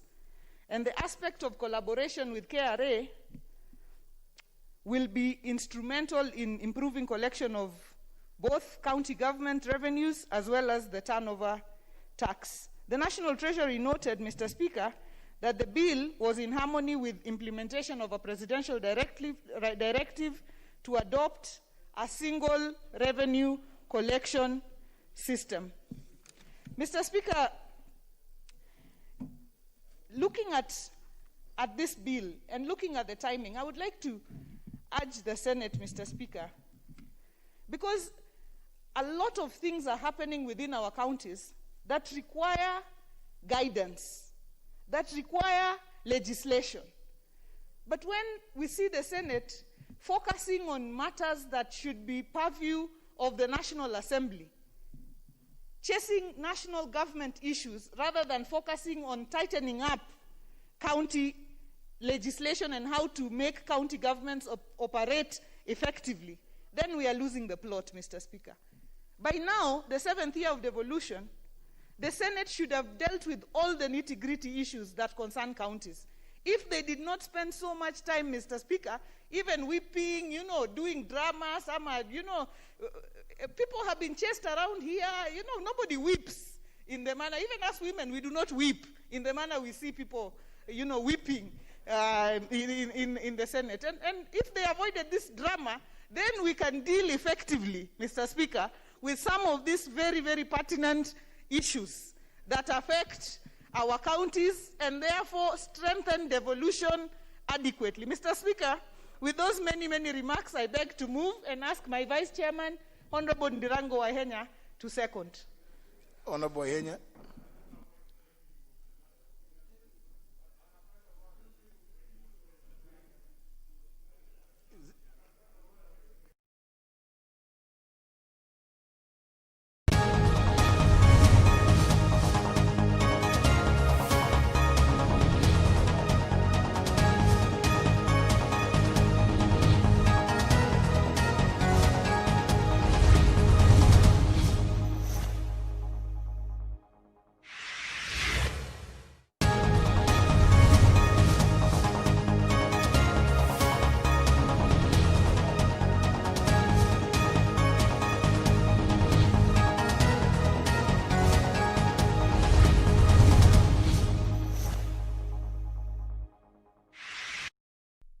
Anything that the National Assembly thinks is a money bill, but is a matter of law which should be defined. So I would want to urge you that we look at the content of that consent order. The constitutionality of the bills is a matter which now remains in contention between the two houses and the Council of Governors, because that is a contention which some other parties have brought.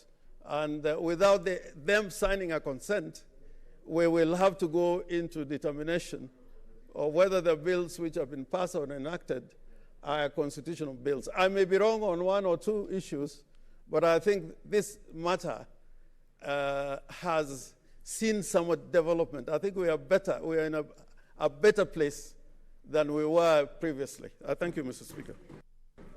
Yes, Senator Kangato. Yeah, thank you, Mr. Speaker, sir. Mr. Speaker, sir, I'll be urging fellow senators to look at that issue from this prism, that the issue as to concerning whether that suit is going to be compromised through a consent order, from where I sit, Mr. Speaker, should not really be the prime point of discussion. We should be discussing whether the contents of that consent order reflects the wishes of the Senate. And therefore, I would be proposing the minority leader or even the majority leader or the House leadership to give us a draft copy of the proposed consent order for the consideration by members of this House, so that if we feel there's a problem in some of the terms, we will raise those issues. But for me, I would agree that a consent order, a final judgment, the bottom line is the same. It is a verdict of the court. Thank you, Mr. Speaker. Senator Sakaja. Sakaja then. Thank you, Mr. Speaker. Mr. Speaker, while we appreciate what the leader of minority has said and the efforts of Senator Mugeni, Mr. Speaker, the question that we have, because this process, you were sent by the Senate, was when were you going to come back to us, Mr. Speaker, and explain what is going on? Because, Mr. Speaker, if it was just the decision of a judge, that is one thing.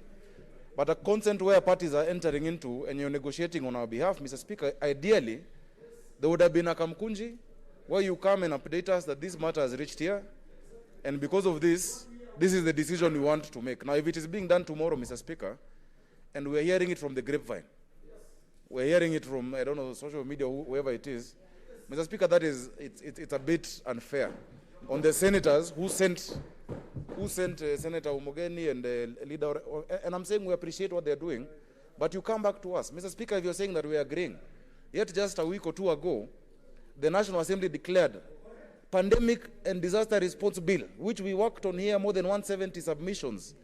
In fact, in that committee, the Deputy Director of the Parliamentary Budget Office, who was sitting with us, made us make sure it is not a money bill.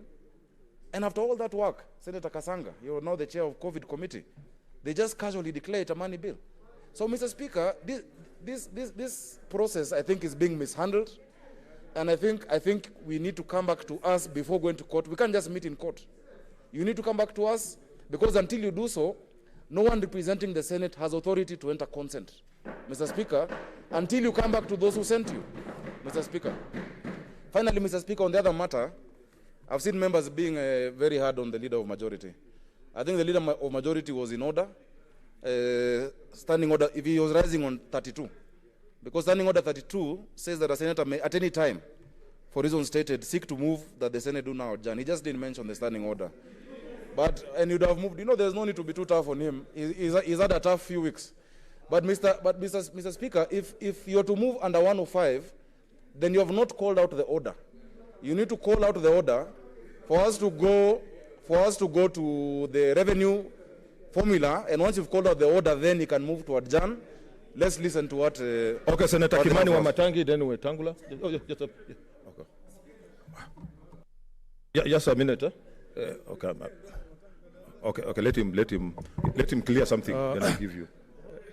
Thank you, Mr. Speaker. Mr. Speaker, first I want to confess that acting for Senate, this is one of the most difficult clients I've ever dealt with, because they give you instructions to act for them, but you will never get them to get further instructions.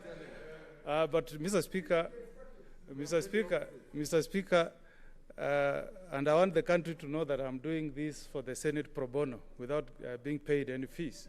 But Mr. Speaker, you will confirm to the House, Mr. Speaker, that I wanted us to move together, and I'd requested the Speaker to call for Kamkunji yesterday so that I report back to the House the progress that we had made in trying to have this matter settled out of court. And as Senator Orengo has said, we have actually had a partial discussion because we have not agreed on issues on Article 109 and 114 on money bill. We have made some progress on 110. But I can tell you that there is a very good, overtures coming our way from the Speaker of the National Assembly, including a proposal that we explore amending the standing orders of the National Assembly and the Senate to allow for co-sponsorship of bills, so that we don't have a situation where bills like the one that was sponsored by Senator Kasanga, mental health bill, has very good provisions, but was knocked down on account of it being a money bill. So I want to urge the House to trust the Senator for Nyamira, who is a senior counsel, who is a former chair of the Law Society of Kenya, to offer able representation. But Mr. Speaker, you can give direction to the House as to when we will have a Kamkunji so that we report to the House on the progress we are making. And I agree with Senator Kangata, the leader of the whip from the majority side, that we need to report back to our clients, and then they give us authority to enter into any consent. That I fully agree. Thank you, Mr. Speaker. Senator Kimani Wamatangi, then Senator Wetangula.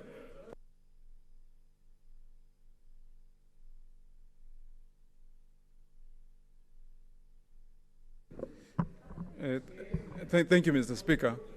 Mr. Speaker, I also rise, Mr. Speaker, on a point of order, and especially to ride on the communication that you had made earlier, Mr. Speaker, and as raised by Senator Cheriot, that you have promised to make a communication, Mr. Speaker. As the chairperson of the Committee on Roads in Senate, Mr. Speaker, I would want in your communication that you also, Mr. Speaker, communicate to this House and also to the Committee on Roads, Mr. Speaker, because some time ago, Mr. Speaker, during the discussion and debate on the bill of the Roads Bill 2015, which came to this House, which was debated vigorously in this House, Mr. Speaker, and because the National Assembly disagreed with that bill, Mr. Speaker, and the resolutions of the Senate as amended on that bill, Mr. Speaker, yourself and this House passed a resolution to form a mediation committee. And in that mediation committee, Mr. Speaker, I sat with senators, Senator Wambua, I sat with quite a few senators. I might not remember all of them, Mr. Speaker. But then the process of the discussions on the mediation, Mr. Speaker, collapsed. Because when senators sat with members of the National Assembly, we were booed, we were heckled, we were called names. Finally, that process collapsed. And effectively, we reported to this House that the mediation has collapsed. But then, subsequently, upon perusal, Mr. Speaker, it came to my notice and attention as the chairperson of the committee that a consent has been entered that we agreed. And Mr. Speaker, the question that I would want to be addressed, Mr. Speaker, effectively and clearly in your communication, Mr. Speaker, is how, in the absence of involvement of the committee, the members who had been selected in that panel of mediation, how was a consent entered in a process of mediation that collapsed, Mr. Speaker? I would want to hear that, Mr. Speaker, so that I can also communicate to members of my committee and to this House how that consent was entered. Senator Wetangula.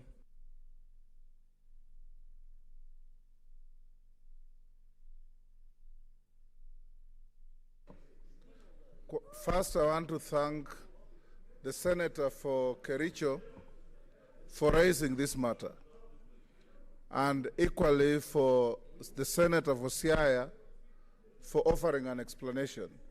But, Mr. Speaker, with hindsight, and those of us who have been here from the last Senate, we have had a lot of frustrations, a lot of fights, to find the footing and relevance of this House within the constitutional order of this country.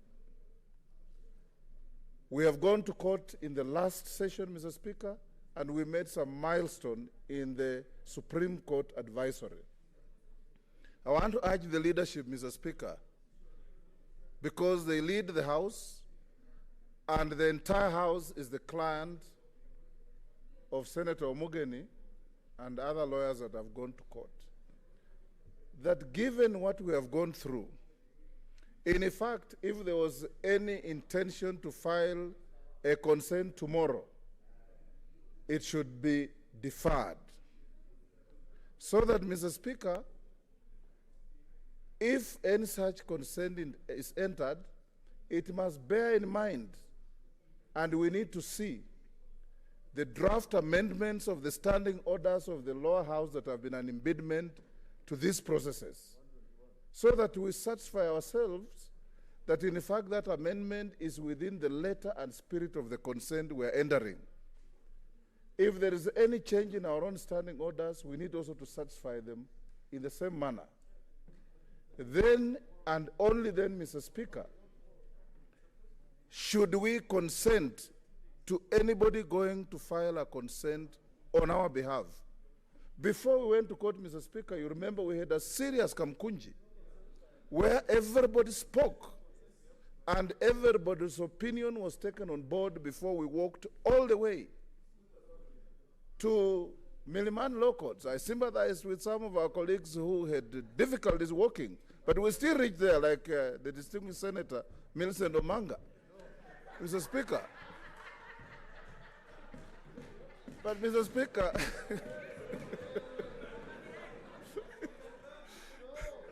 Mr. Speaker, I can say without any fear of contradiction that Mama Miradi had a lot of problems walking all the way. But, Mr. Speaker, I want to urge Senator Orengo and Senator Bogisho to cause you to have a kamkunji. Let's look at what we went to court for and what we are achieving in the process of this consent, so that going to the future, this House reclaims its position and constitutional relevance in the dispensation of the new order in this country. Because, like Senator Orengo said, if you look at the Constitution, the issue of what a money bill is very fluid. It just says a money bill is a money bill. It doesn't say anything beyond that. And it's now been left to the National Assembly to decide what is a money bill and what isn't. We need to have defined parameters on what exactly is. And the Supreme Court said they can't envisage any legislation that doesn't touch on counties. So they must all come here. So, Mr. Speaker, I urge that tomorrow's proceedings in court and the parties can consent to stay anything to a later date so that we have clarity of these issues. Yes, what point of information? Mr. Speaker, the position is no consent has been filed. And the case is starting tomorrow. And the judge, the bench directed there will be no adjournment. The case starts tomorrow. And I would also want to confirm to the Senate that our lawyers and the legal department, they have filed their submissions, full submissions on every question. So it's not nobody has gone to rest. And I think for that, some of us who have been following this matter, you know, we deserve a pat on the back because, you know, preparing submissions is not it's not an easy thing. If I show you the authorities and the submissions which have been filed, and our legal department in the Senate has done a lot of work.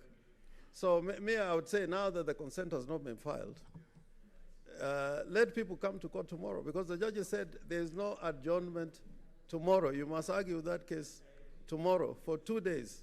You must argue that case, and I think the Council of Governors are also having problems with certain bills. The Katiba Institute have also brought some issues. So I just wanted, Mr. Speaker, to clarify, yes, there were discussions, and that discussions did not amount to a consent being filed as yet, and it did not amount to a withdrawal. And now we've been put in a position because of the directive of the court. And you know, it's COVID time. It's a bench of, I think, 5 judges. 5 judges. And they said no adjournment tomorrow. So I think, Senator Cheriot, I would want to see you in the court tomorrow, whether it is virtual, but I think it's a physical hearing. Senator Cherargei.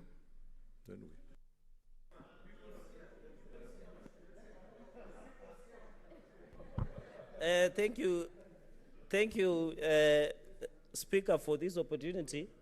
As the People's Chairman and former Chair Legal, we did put a lot to ensure it was a success. I want to thank Senior Counsel James Orengo, Senior Counsel, my predecessor, Senator Okongo Mugeni, Senator... Your successor. My successor, sorry. And Mutula Kilonzo Jr., it reached a time that only a few of us were in Milimani. And I want to say we have done a lot, and I'm proud. And Chair, on a lighter note, even if I was the whip, let these people don't de-whip my work that I done as the Chair of the Legal Affairs. A petition, and Chair on petition number, and I hope Senator Kangata is listening to that, on petition 284/2019, it was consolidated with petition 353/2019, and I can confirm what my minority leader said, that we have 2 straight days between tomorrow and Thursday, and the judges have made a ruling that, or have made a decision that we shall proceed as from tomorrow. So I wanted to bring to the attention, and I agree in the consolidated petition of 353/2019, the COG is the 5th petitioner in the consolidated petition. So I wanted to give this information to the House Speaker and agree that we need to fast track and work together. It is my prayer that this matter be heard and be concluded, because Senate as a house needs its space. We must move forward. And I want to advise my House leadership for free that don't allow any pro bono, don't allow any other way to resolve this issue. If we do not allow the court to pronounce itself on this matter, I'm telling you, after some time, we'll go back to the same issues. You saw the other day the National Assembly was trying to lecture us on our role. We cannot allow that to happen, Mr. Speaker, sir. And I want to encourage my colleagues tomorrow, let us together be in court, either virtually or physically, and ensure that we give moral support to our senior counsels that are the lead, and others who are learning like some of us should be there so that can take notes and carry files for other senior counsels. So, Mr. Speaker, sir, I want to say, as a former chair, I'm proud that this matter should be dispensed with and we make our space known. The way the former leadership led by Senator Murkomen, Senator Kithure Kindiki did in the petition, I think in the advisory opinion on the issue of division of revenue. So, Mr. Speaker, we must agree to move forward so that the Senate can have its space, so that we no longer become the footnote. Mr. Speaker, I thank you and thank you for this opportunity. Senator Wako.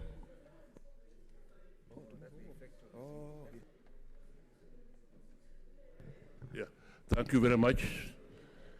I want also to speak on this. Of course, I have absolute confidence in the lawyers who are representing us, that is Senior Counsel Orengo and the chair, the current chair of the Legal Affairs, Mr. Omogeni. But I'm glad that even they see that a client must be informed at every stage of the proceedings.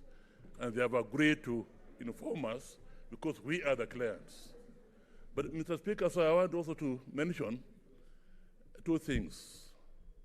One, money bill. Money bill, whereas before, the Speaker of the National Assembly, or the National Assembly rather, considered all bills not to touch on counties. And therefore, they say that we can only consider the county allocation bill. Whereas they used that excuse, which we debunked in the Supreme Court ruling, now the excuse that they are using is that this bill concerns a money bill. Mr. Speaker, sir, over the weekend we are considering a bill that has come up on an alternative dispute resolution bill. And they said it's a money bill and therefore it cannot come. And when I inquired, it appeared that nearly all the bills that have come up in recent times are not going to come here, not because of the other reason they used to use, that they don't touch on counties, but because it is certified as a money bill. So I would urge our representatives who are, in this particular case I hear, it's also an issue.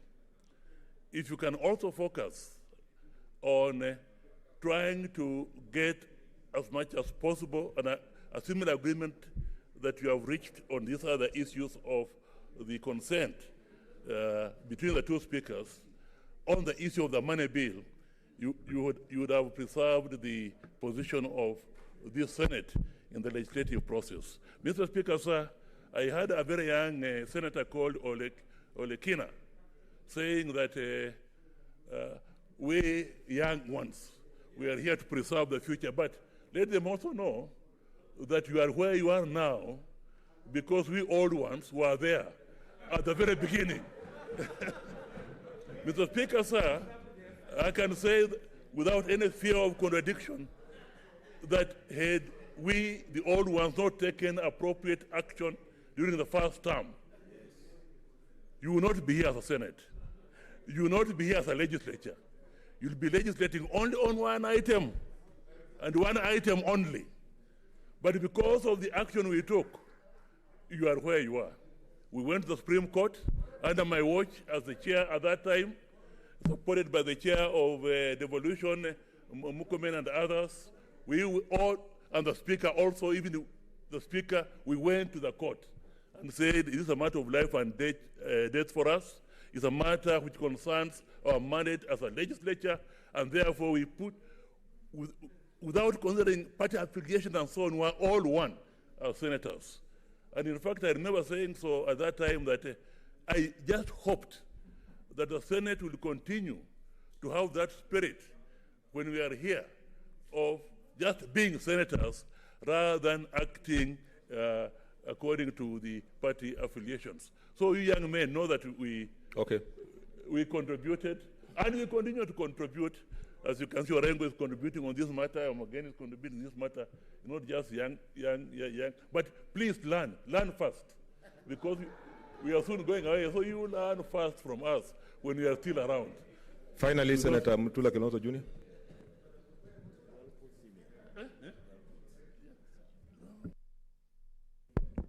Thank you, Speaker. Speaker, I think we first should congratulate our legal team, the one best in the Senate. We're only given 2 lawyers, and those 2 lawyers have done a tremendous job, including Senior Counsel Senator Omogeni, Senator Orengo, and to a large extent our clerk, who has aided in some of these prayers. Number 2, I'm aware, Speaker, that some people wanted us to withdraw this case. I'm also aware, because I saw a draft, that some people had rewarded the consent. The only consent that is acceptable to these very troublesome clients of Senator Omogeni is a consent on the prayers in our petition. If they allow the prayers we have sought about Article 110, Article 109 and 114, we are happy to consent that the petition be allowed as we have prayed. Mr. Speaker, can you imagine the proposal and bill drafted by Senator Sakaja and I on how you and Senator and Speaker Muturi should sit is also a money bill. That is how sad this matter is. Mr. Speaker, somebody quoted the advisory opinion number 2. Advisory opinion number 2, this is what it says in paragraph 102. With a good speaker, you will find anything about security, public administration that concerns counties. And therefore, I want to urge, Mr. Speaker, that Senator Omogeni comes back to us as his clients after he has made his submissions, not before. Thank you, Speaker. Senator Mwaura, 2 minutes, and then Chila Yako. 2 minutes. Thank you, Mr. Speaker. Mr. Speaker, we have been here before, and I think possibly our counterparts in the National Assembly can see that maybe the courts will agree with us. I remember very well when I was seated in the Rules and Procedure Committee of the National Assembly, a suggestion was made to have co-sponsorship of bills, as Senator Omogeni has said. But because of the capricious nature of the debate between these 2 houses, that was actually, it was turned down. And so therefore, Mr. Speaker, it's only in order if the prayers in the consent of the National Assembly are submitted in court for the court to actually rule on them. And in that regard, also, in our submission, we make it very clear in terms of the courts properly and definitely defining what is a money bill and what is a bill concerning county in their own interpretation, because that is actually their prerogative within the law. And then only after that, Mr. Speaker, using the court's judgment, can we then amend the standing orders? Because, Mr. Speaker, if we allow a gentleman's agreement, it has been reneged before. And we can go on and on and on, including agreeing to give monies for oversight for this Senate. Right now, Mr. Speaker, by dint of insisting on our role, we are augmenting the relevance and indeed the place of the Senate.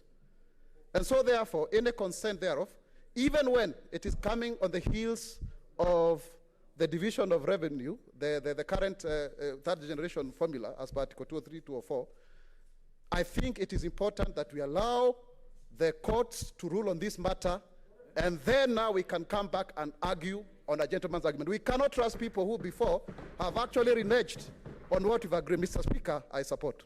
Finally, Senator Ayako, we have to make progress.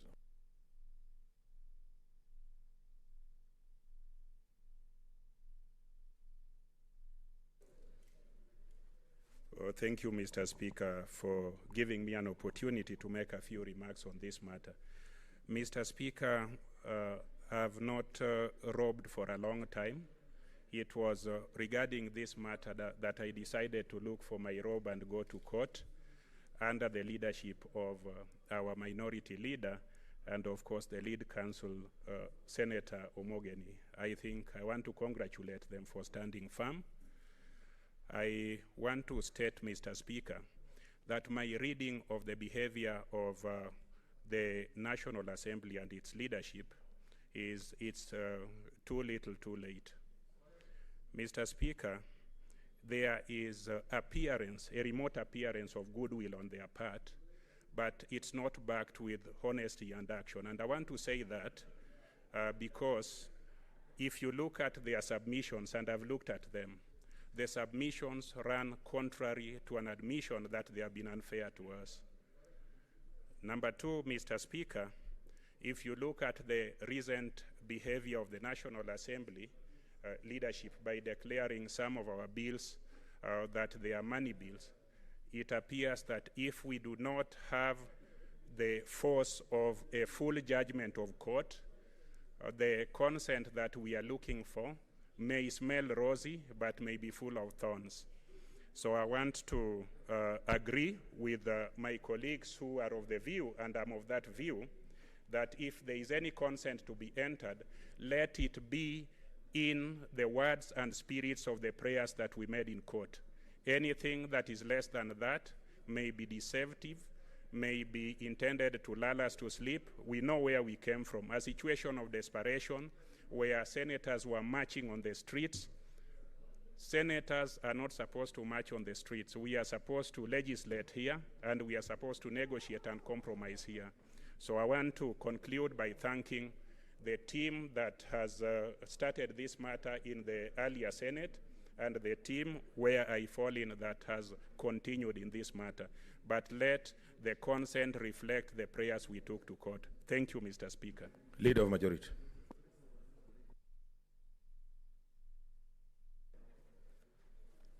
Thank you very much, Speaker.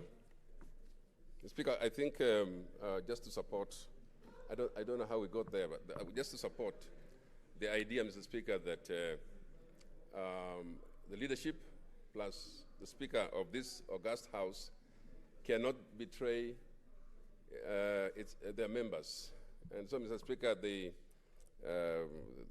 impression that maybe some of us in leadership have quietly gone behind the membership, that does not happen. It cannot even happen because this House is alert and cannot happen. Speaker, I want to use this opportunity to congratulate our legal team and the people who are handling this matter, and know that we will be there when we are needed to make sure that the consent order is in line with what the members wanted.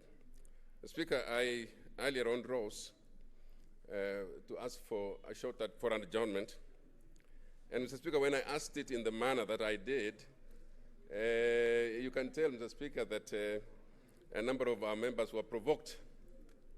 And I want to assure them that I'm a seasoned legislator, and I would know exactly how to go about it. But I like the advice from my junior colleague, including the Kitui senator.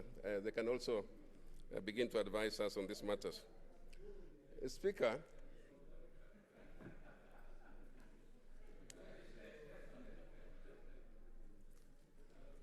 Speaker, having said that, I pass on to standing order number 32, Speaker. I beg to move. I beg to move. What was the point of order? Just speak from there. Yeah. On the issue that had been canvassed widely, I thought you were going to make a closing. You were to make a statement. I don't know even at this point, but so that we close on that issue, because, and I would like Senator Orengo to listen to me on this one. Senator Orengo, I thought I would give her. Being our senior counsel and Omogeni, Mr. Speaker, it is therefore, and particularly for Omogeni, the sentiment of this House is to the effect, therefore, that any consent that Mr. Speaker will be sought by National Assembly.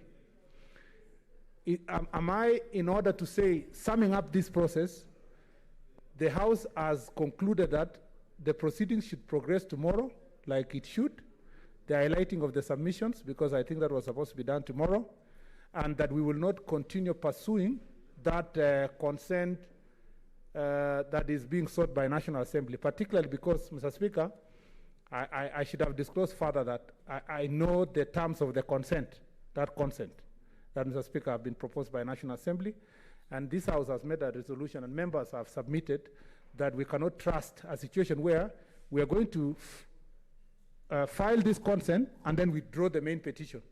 Then ultimately, when they will not follow. So what's your point of order? What we have agreed on. What's your point of order, Senator Murkomen? Am I in order to say, Mr. Speaker, that, and I thought you were going to sum up, that from the clients of Senator Mogeni, that now he has full instructions that he should not pursue that route that the National Assembly was proposing.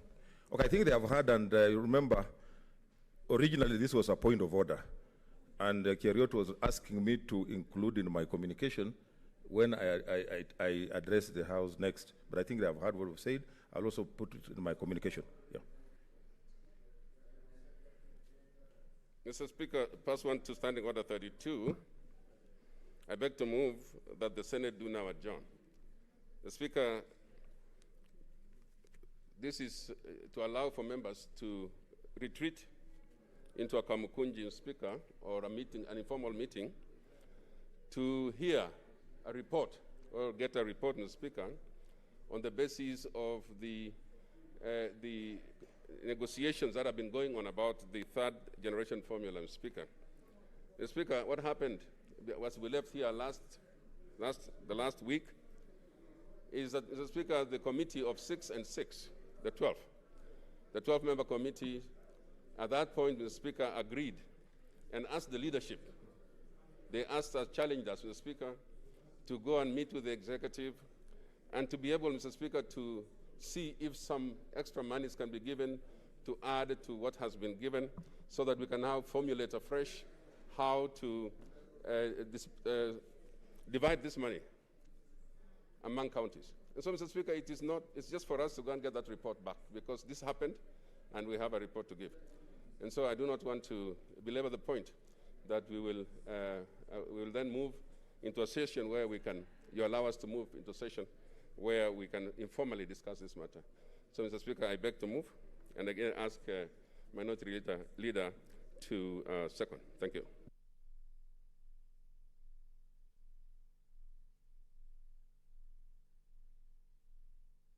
I propose the question, which is that now the House adjourns. I put the question, which is that the House now adjourns. As men are of that opinion, say aye. As men are of a contrary view, say nay. The ayes have it.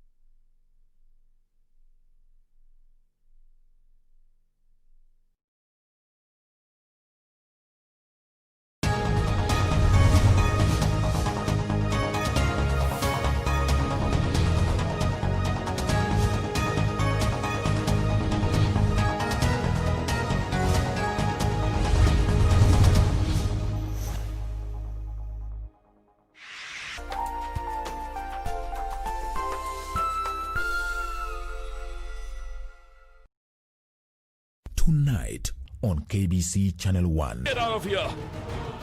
Do not dare to show up here again, or else you will be dead. I'm here to meet Dastan. Did not you hear what I just said?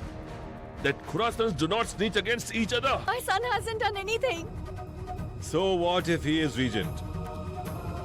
Ultimately, he is the king. And a king is considered as God's envoy. That's why an attack on the king is an attack on God himself. They will keep creating obstacles. They will keep doing this to Sushim. There is no doubt about the fact that Sushim is weaker than Ashok. Tonight on KBC Channel 1. I really can't be bothered anymore. I hate boxing. It's so violent and barbaric. No offense. Ngoi, please. One day, utanid Lucky Tena. And a lot of other people in the future. I'd like to go home. Did you remember something? If that's why you brought me here, it's not helping. Take me home. Jules, I'm sorry. Let's go. I just thought that... That's your problem. You don't think. You never think.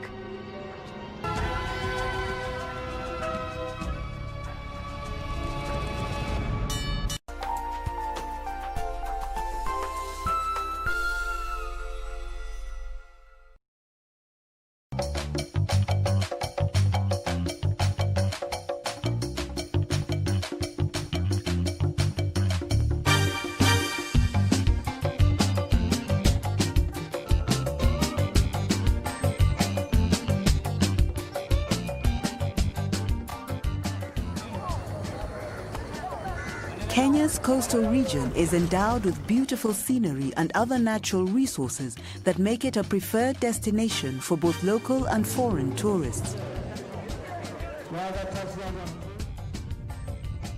The region offers a delightful climate for fun and relaxation.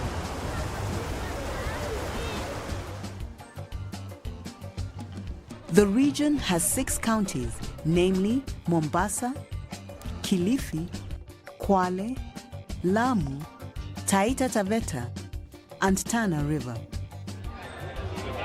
The coastal region hosts people from different communities and diverse cultures, but the major unifying factor is a commonly used language known as Swahili, which is Kenya's national language. The local traditional games are a part of coastal people's life, and they are normally played in the evening as relaxation games after long working hours. The commonly played game is known as Bao Wakete. It's one of the oldest games in human history among the people living on the coastline of Africa and the Middle East.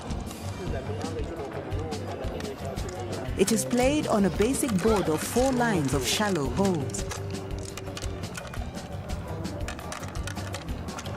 The game involves beads, seeds, or stones being placed in the holes, and each player then redistributing these objects around the board by following a simple set order.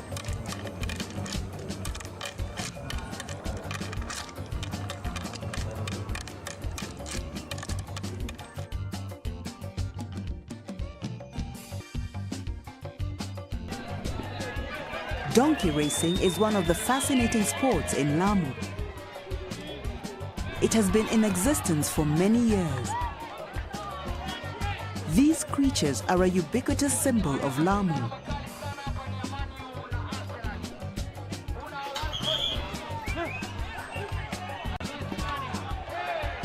They spend their days wandering among narrow streets or working on the seafront, ferrying cargo to and from arriving dhows.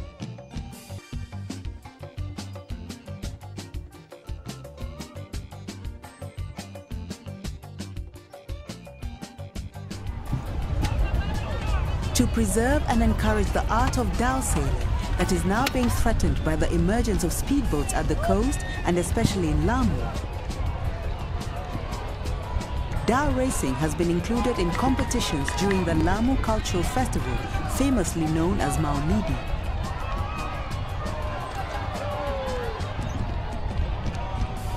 Its ancient origin is traceable to when dhows were the major vessels used for the transportation of merchandise in early trade to and from the East African coast as propelled by the monsoon winds. Sailing is a tradition that is passed from one generation to another.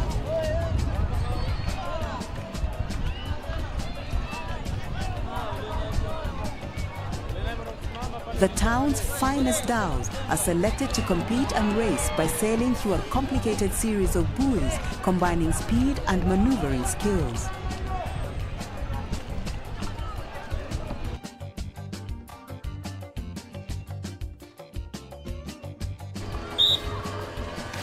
Swimming competition is also a cherished game by Lamu residents.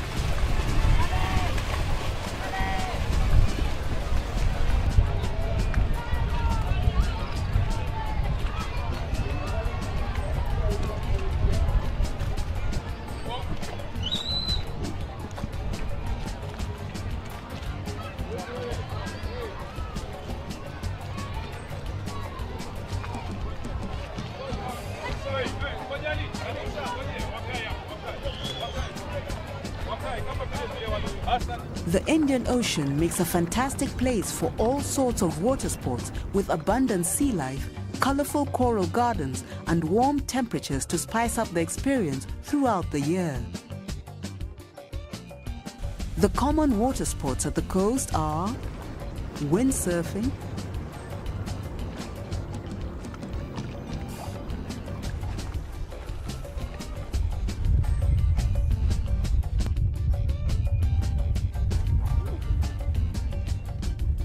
boat sailing,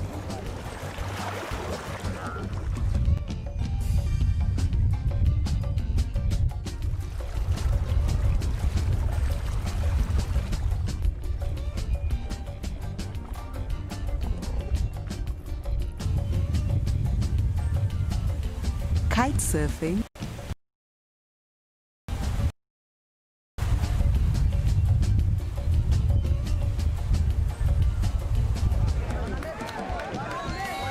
and beach rugby.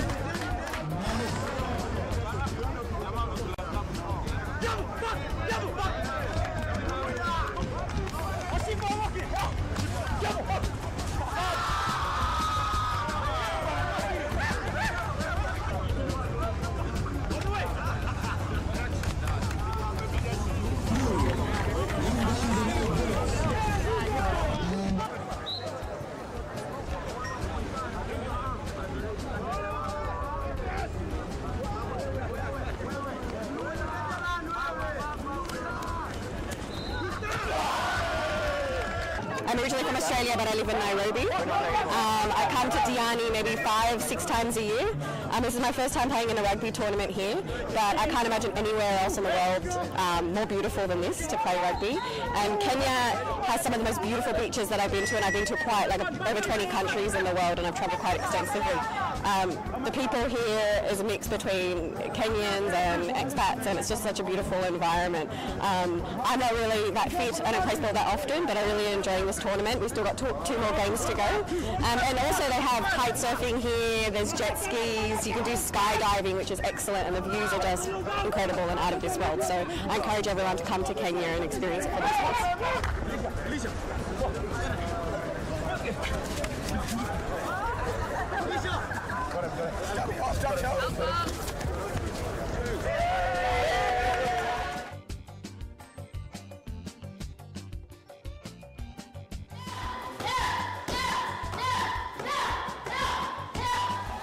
Taekwondo is a Korean martial art with a heavy emphasis on kicks.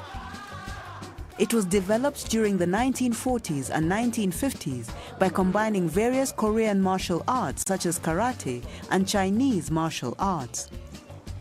This sport is being embraced by Kilifi residents of different ages. This has led to the formation of the Kilifi Taekwondo Academy that helps to identify and nurture Taekwondo talent and other talents among the people.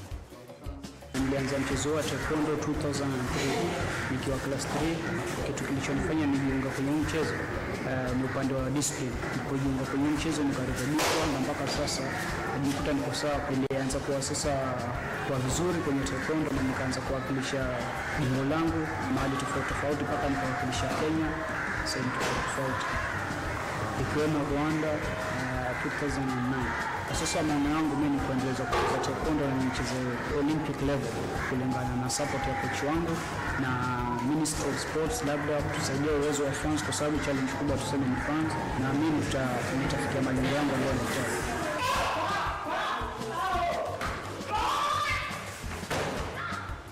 Taekwondo is a very beautiful sport. It has helped our youth in terms of discipline. Self-defense, we have so many challenges. One, the facilities. Currently, this hall is too small, and this is you can say it's the headquarters of Kilifi County. So now we are preparing to go to Rwanda in August. In Rwanda, they're using the recent electronic scoring systems, of which in Kenya we don't have. We are preparing to go to Rwanda. That is for exposure.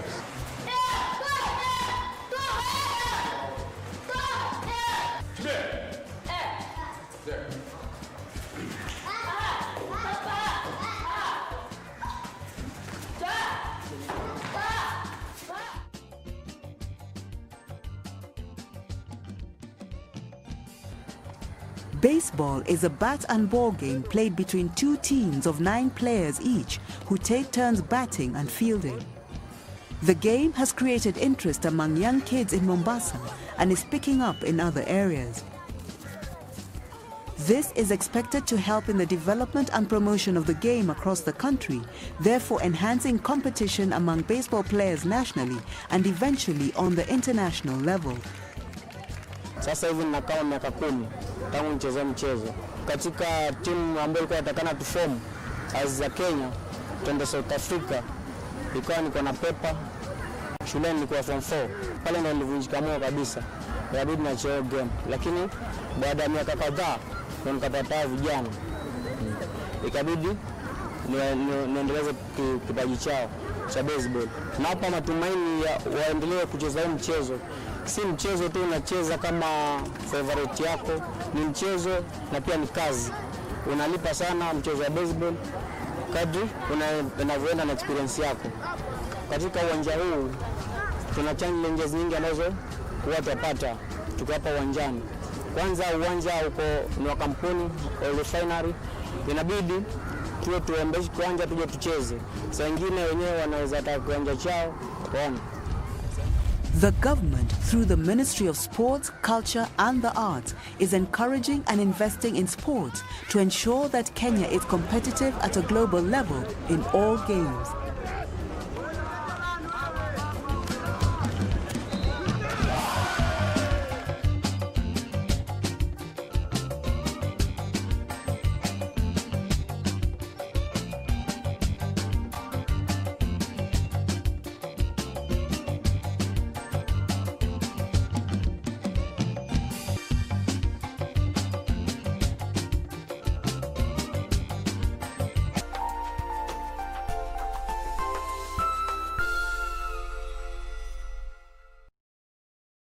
Tonight on KBC Channel 1. Get out of here!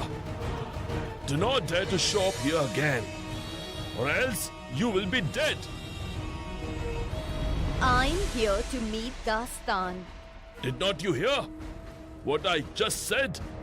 That Khurasans do not snitch against each other. My son hasn't done anything. So what if he is regent? Ultimately, he is the king. And a king is considered as God's envoy. That's why an attack on the king is an attack on God himself. They will keep creating obstacles. They will keep doing this to Sushim. There is no doubt about the fact that Sushim is weaker than Ashok. Tonight on KBC Channel 1. Why have you become so insolent, Andrea? I have my reasons, don't you agree? What's wrong? Why would you say that? You haven't told him anything, have you? Please, Andrea. What was he supposed to tell me? Listen, I really don't want to become more paranoid, but we really have to be very careful. It would be absolutely awful if Susanna found out about us. What do you want, huh?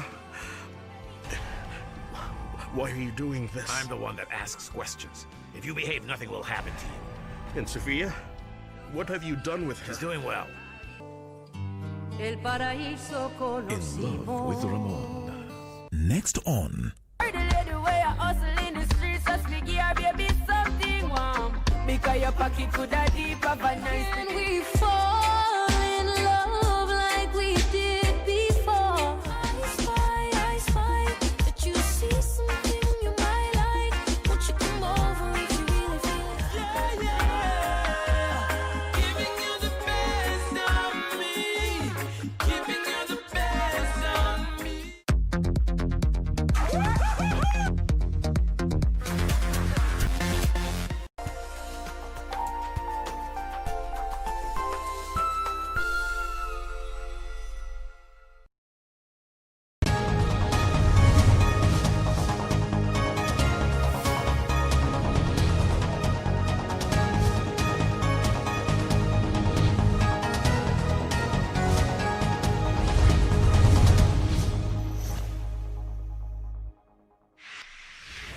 Logic.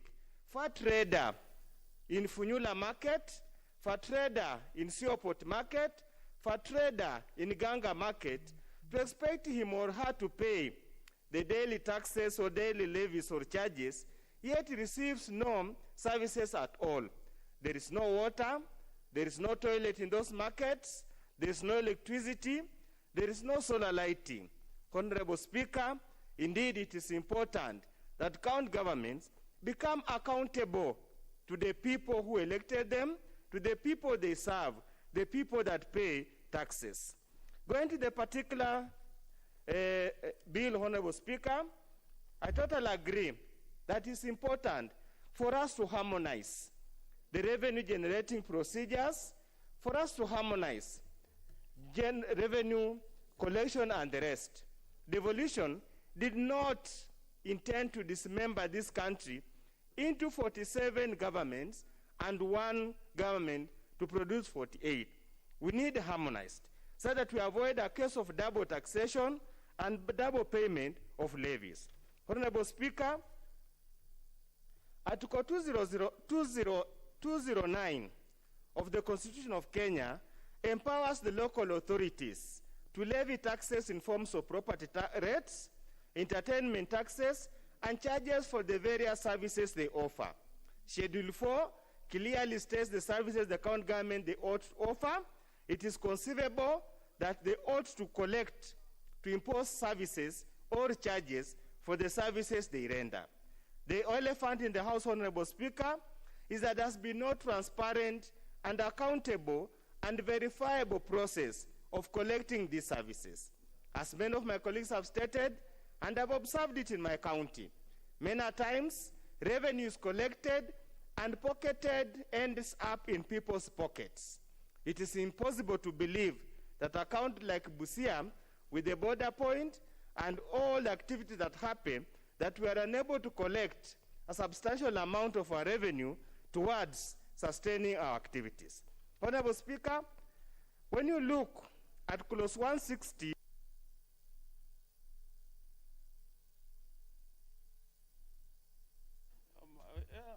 Honorable Professor, time is up on your part, but it is not up for the next one, who is Honorable Tuitoek Kamuren.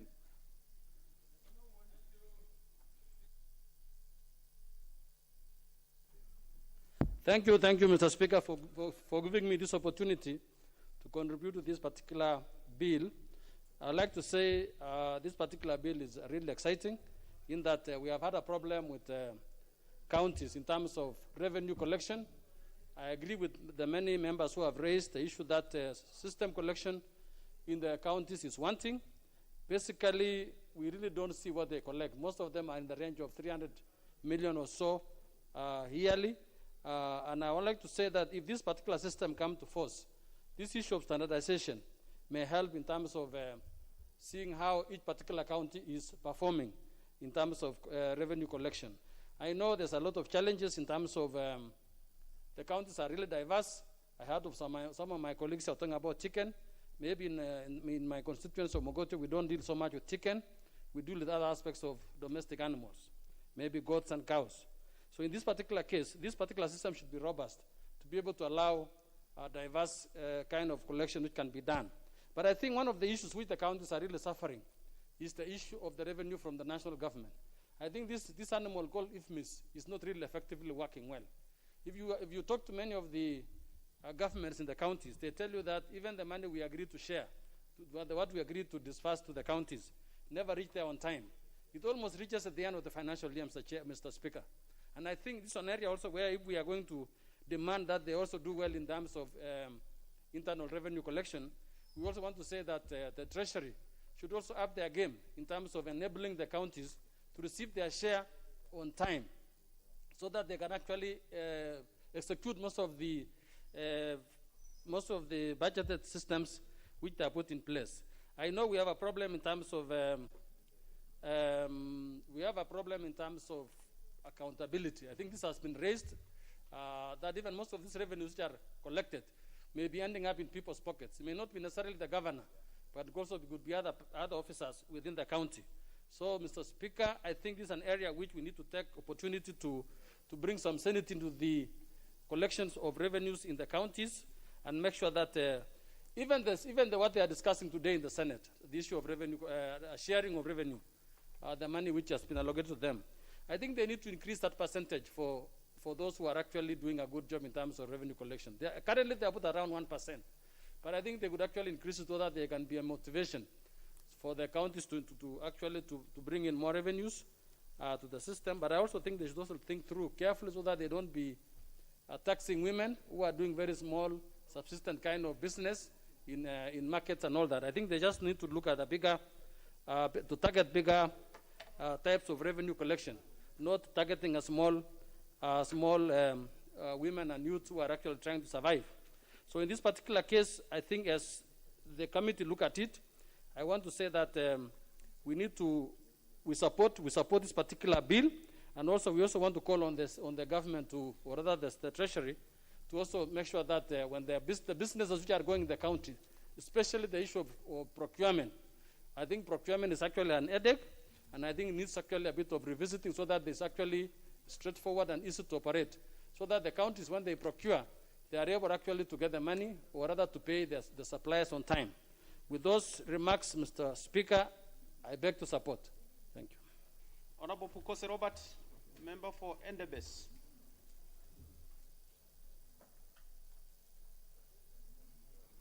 Thank you, Honorable Speaker. On the onset, Honorable Speaker, I want to support this amendment. Honorable Speaker, I think what we need to understand is that the counties are not operating in vacuum. In Transoya, I saw there is a revenue amendment bill of number 4 of 2016 that was done and is now an act which was ascended to in 2017. So as we make these laws, we should also realize that what do we want to achieve? I think the aim here is to achieve standardization so that we have uniform revenue collection tool. But my caution would be that at the end of the day, if we are going to come up with a uniform collection tool for revenue and implementation, we should also not make it in such a way that it becomes very expensive for counties to implement. We should look at what is already in position in each and every county, so that whatever law we are going to come up with, we make sure that this law is going to be applied uniformly within the country, but looking into what is already operational. Honorable Speaker, the issue of revenue collection at the county, by the county government, I think our biggest problem is oversight, because the money is being collected, but the way it is being spent, you have in cases of expenditure at source. When you have expenditure at source, it makes it very difficult for institutions which are collecting even that money to be able to budget for it and have an effective use of that money. A case in point is, for example, hospitals. You will find that every hospital is collecting some money. But that money, instead of being sent back and being budgeted at the hospital, the county government might use that money that maybe buying drugs and food for patients is not a priority. So they might use it for other uses, which in essence is not what is supposed to be meant. For instance, Honorable Speaker, you will find that every area, for example, my area of Endebess, we have forest, we have blocks of rocks where you have lorries coming and collect and buying stones from quarries. The cess is collected at Endebess, but that cess, the county government does not use it, plow it back to make sure that the roads are passable. As we speak today, the roads are impassable in some of those areas. And what has destroyed those roads is the lorries which have been coming and collecting blocks of rocks, blocks of stones, and taking them for construction work. But the county government is not plowing back to those to repair roads from those areas. So I think as we look at this law in terms of having uniform standardization on how revenue is being collected, we should also go into transparency so that it is transparent that this area is producing this much, and this much of amount of money has been plowed back to that area for these purposes. Because at the end of the day, people will be wondering, why should we be paying cess? Why should we be paying fee? Why should we be paying rates? And yet we are not getting the services. So I think it's incumbent that the county governments must be able to, whatever they are collecting, a good percentage of what is collected should be plowed back to those areas where they have collected the money from. So I think that's, to me, that will be the right way to go. With those few remarks, Honorable Speaker, I support. We shall have Honorable Osotsi Godfrey. Thank you, Mr. Speaker, for the opportunity to also support this bill. Mr. Speaker, I think this is one of the very few bills from the Senate which is very progressive, and I want to commend Honorable Senator Dr. Zani for this very progressive bill. Because this bill, Mr. Speaker, seeks to ensure that the on-source revenue collection is transparent, is accountable, simple, and easy to report. As my colleagues have alluded to, there are challenges in revenue collection in counties. In fact, in some counties, there is no system.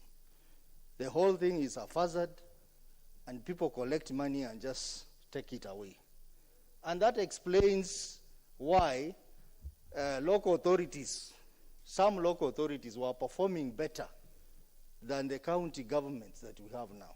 We all know what used to happen in Mavoko, Narok, and many other county councils and municipal councils which were performing better. But now we have a scenario where we have county governments that are actually living hand to mouth. They wait for money from the national government to do anything. If there is no money, they say they want to shut down. That is very unfortunate, because that is not what the Constitution envisaged when we came up with the devolution. County was supposed to be economic units, but they are not economic units.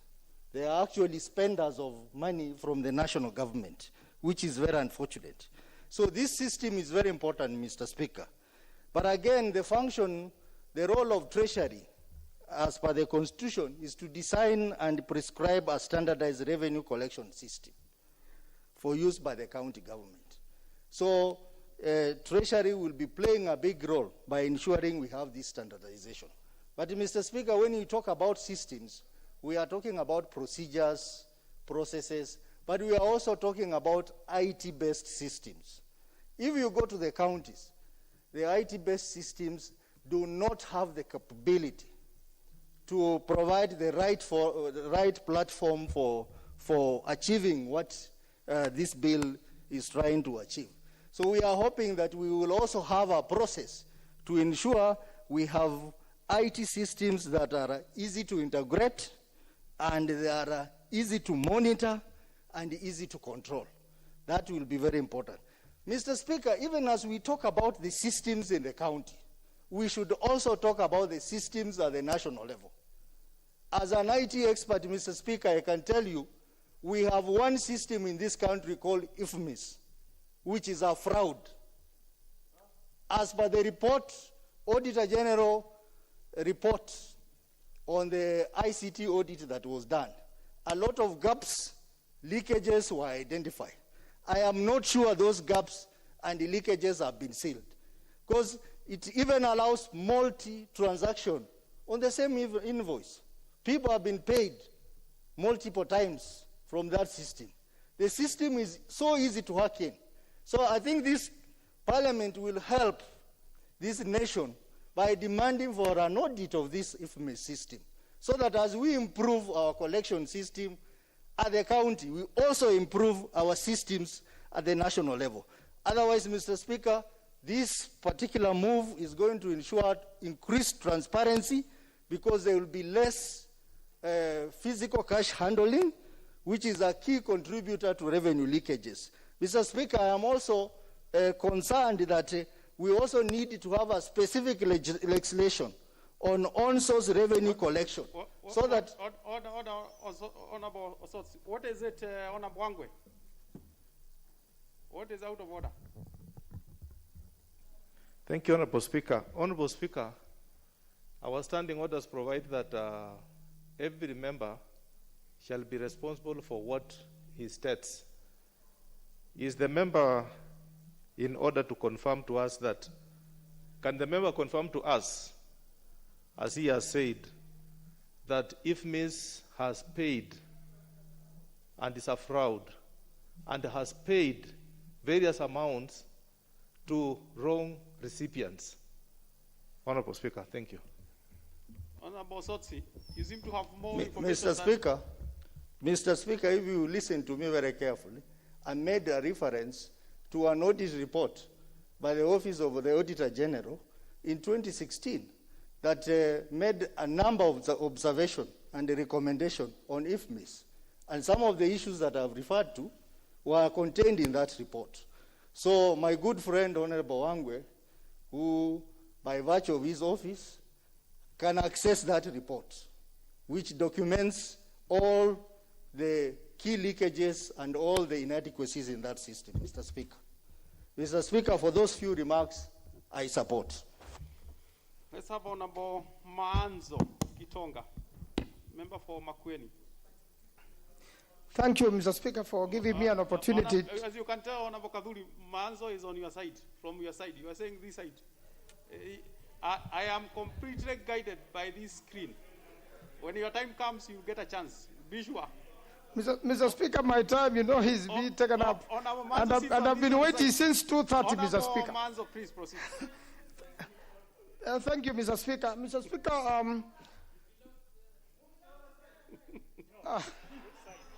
Honorable Manzo, proceed. Thank you, Mr. Speaker, for protecting me. Mr. Speaker, it's a sitting arrangement which we follow. And Mr. Speaker, this is a very important matter I wish to support. Mr. Speaker, currently and averagely, every county government in Kenya has received close to 80 billion Kenyan shillings. And when it comes to local collections, Mr. Speaker, it's taking place day and night. It is happening in the hospitals. It is happening in the roadblocks. It is happening wherever there is transport, wherever there is advertisement. And therefore, with the growth of economy since devolution started and we had counties, I am very sure now, from what the counties do, they must have improved 10 times. But the tragedy is that, Mr. Speaker, this money is not accounted for. A lot of times, it does not even reach the county government itself. It simply disappears with the officials of the county governments. And right now, when the county governments are saying they want to shut down the counties if they are not provided with the money, Mr. Speaker, the question is, the monies they have been collecting, where are they? Where are the monies they have been collecting? Can it be used for emergency purposes? Can it be used even to settle some of the little issues found in counties? Can it be used even to pay employees, Mr. Speaker? So, Mr. Speaker, these amendments will make it very clear, and we are looking forward to improve them more at third reading, Mr. Speaker, so that we can make sure that the revenues collected at the counties are not lost at all. And any revenue collected in the county or revenue collected for the government, it must be appropriated in one way or another. And for the county governments, Mr. Speaker, the county assemblies must appropriate this money. But they must first know how much it is or what is the expected collection. Because once we put the systems right, we'll be able to identify, Mr. Speaker, how much money has been collected in a year, and even one can be able to project, because most of those businesses keep on growing. Any vehicle which, for example, is branded for advertisements or belonging to Unilever or any company, and it is moving from Mombasa to Busia, Mr. Speaker, it will be stopped so many times. And those people will make so many payments in every border of every county, so that the whole exercise, or even whatever it is transporting, or whatever business that particular person is doing, is in futility. And these are the people who should be protected. Within the law, we should have a certain way or a certain standard, so that if you have been charged at the Mombasa County, then the other counties, because it's usually a Kenya highway, should not become a beneficiary of this particular venture. And therefore, Mr. Speaker, even anybody who tries to advertise or anti-VAT or any single business which is supposed to be licensed and the license fees have not been paid, it cannot operate even for 1 minute, Mr. Speaker, in any of the counties in Kenya. The officers make sure that particular business is complies or is shut down and its goods confiscated. And not only that, even all the people who do business, from the hawkers everywhere, Mr. Speaker, they cannot move around. There are enough officers of the counties to pounce on them and to make sure they are licensed. And therefore, Mr. Speaker, it is very important that we come up with a law, we come up with a standard, we come up with a methodology and a system. And administratively, even now, I suggest there should be pay bill number for every single payment made to the counties. And if they are not provided with the pay bill number, then you should not be allowed to pay an individual personally. And that is happening with a lot of other activities which take place in counties, including management of water. I thank you, Mr. Speaker. I beg to support. Honorable Buyu Akinyi, member for Kisumu. Mr. Speaker, I thank you for this opportunity. And right from the onset, I'd like to say that I support the amendment bill. Mr. Speaker, like one of the members have already said, the Constitution envisaged different ways in which counties could generate revenue. And one of the ways, indeed, was to collect, was by way of taxation or by way of collecting revenue. But, Mr. Speaker, more and more we've seen counties totally dependent on the money that they're getting or the funds that they're getting from the national government, because they are not able to generate enough revenue from their collections. Mr. Speaker, there is a big discrepancy between what is reported as having been collected and what is actually collected. Mr. Speaker, this is basically because of corruption. If you look at one area of collection of revenue, for example, in terms of parking fee, Mr. Speaker, many times you will park, and Mr. Speaker, when you're asked for money, you could probably just say that, oh, I don't have enough. Before you can even finish, I don't have enough, letter 2 would be the statement that would come from the collector.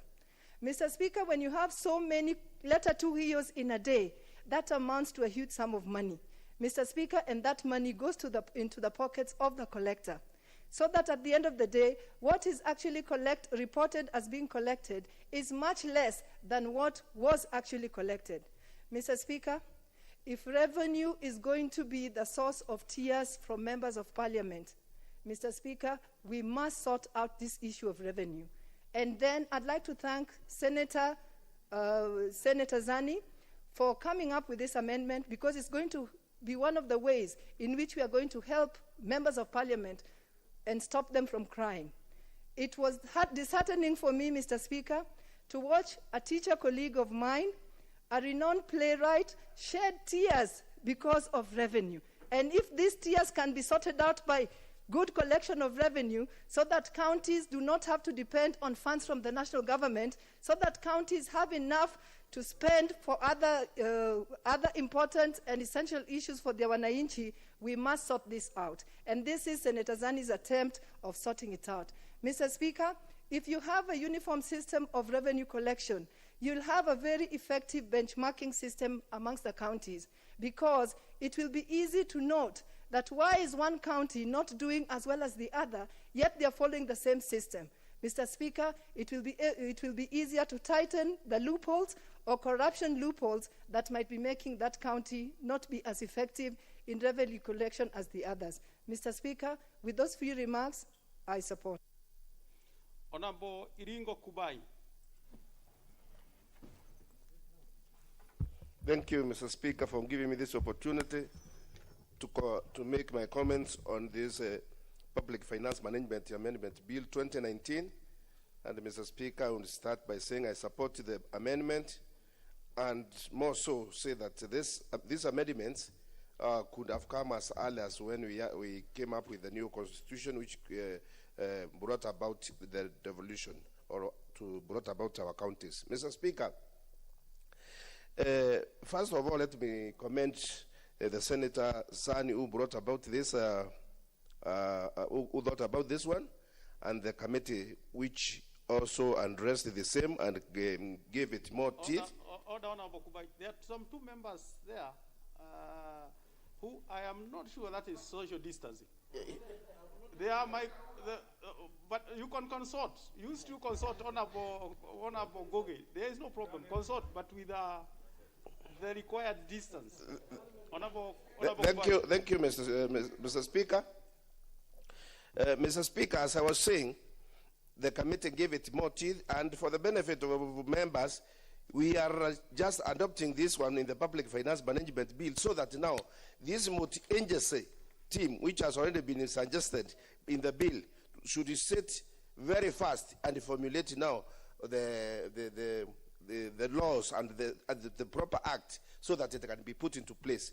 I can see, Mr. Speaker, this bill, the process started way back in 2019, and now we are talking about it in the late 2020, and I pray this one should be acted upon very fast so that we can bring sanity in our counties. Mr. Speaker, the beauty of it is that it will bring uniformity. Currently, each county adopts its own formula, and once you adopt your own formula of doing things, sometimes they clash. For example, there are sometimes when you find that there are goods which are transported from county to county, and they are charged at a certain county as a certain value, and another, if you go to another county, you get a different value.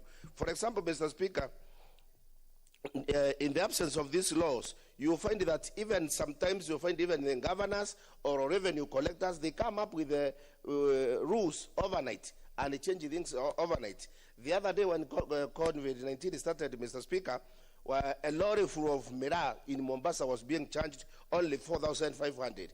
But someone sat down and decided to make the figure 45,000. And it happened that way. But if there were just laws, these things could not be there. Transparency is another thing, Mr. Speaker, which will be cured by this, because we will enact these ones, but we need good oversight, maybe from the MCAs, from the county assemblies, to make sure that these laws are followed and these monies should not go to people's pockets as it was being sent.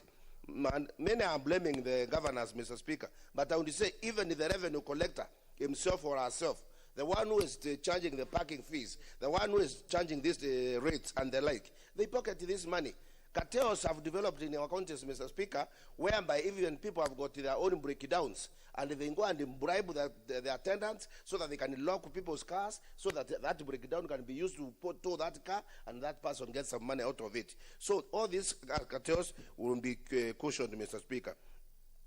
Demanding of bribes, like one of my colleagues say, that if the parking fee is 50 shillings, but you have that, you'll give 30, but you'll be left with the 20, but you won't get any receipt, but your vehicle will be safe, because that attendant will take care of it until you come back then.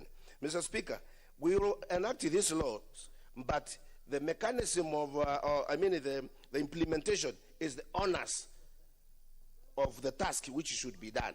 I believe it will be, after it is enacted, the people who are supposed to make sure it is actualized should do it prudently. With that, Mr. Speaker, I support. Honorable Albere Marimo, member for Isamis. That member took early leave.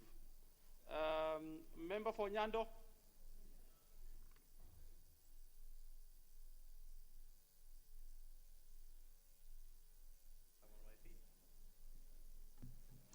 I thank you, Honorable Speaker, for giving me the opportunity to add my voice and weight on this prevailing debate that is before us on the Public Finance Management Amendment Bill 2019.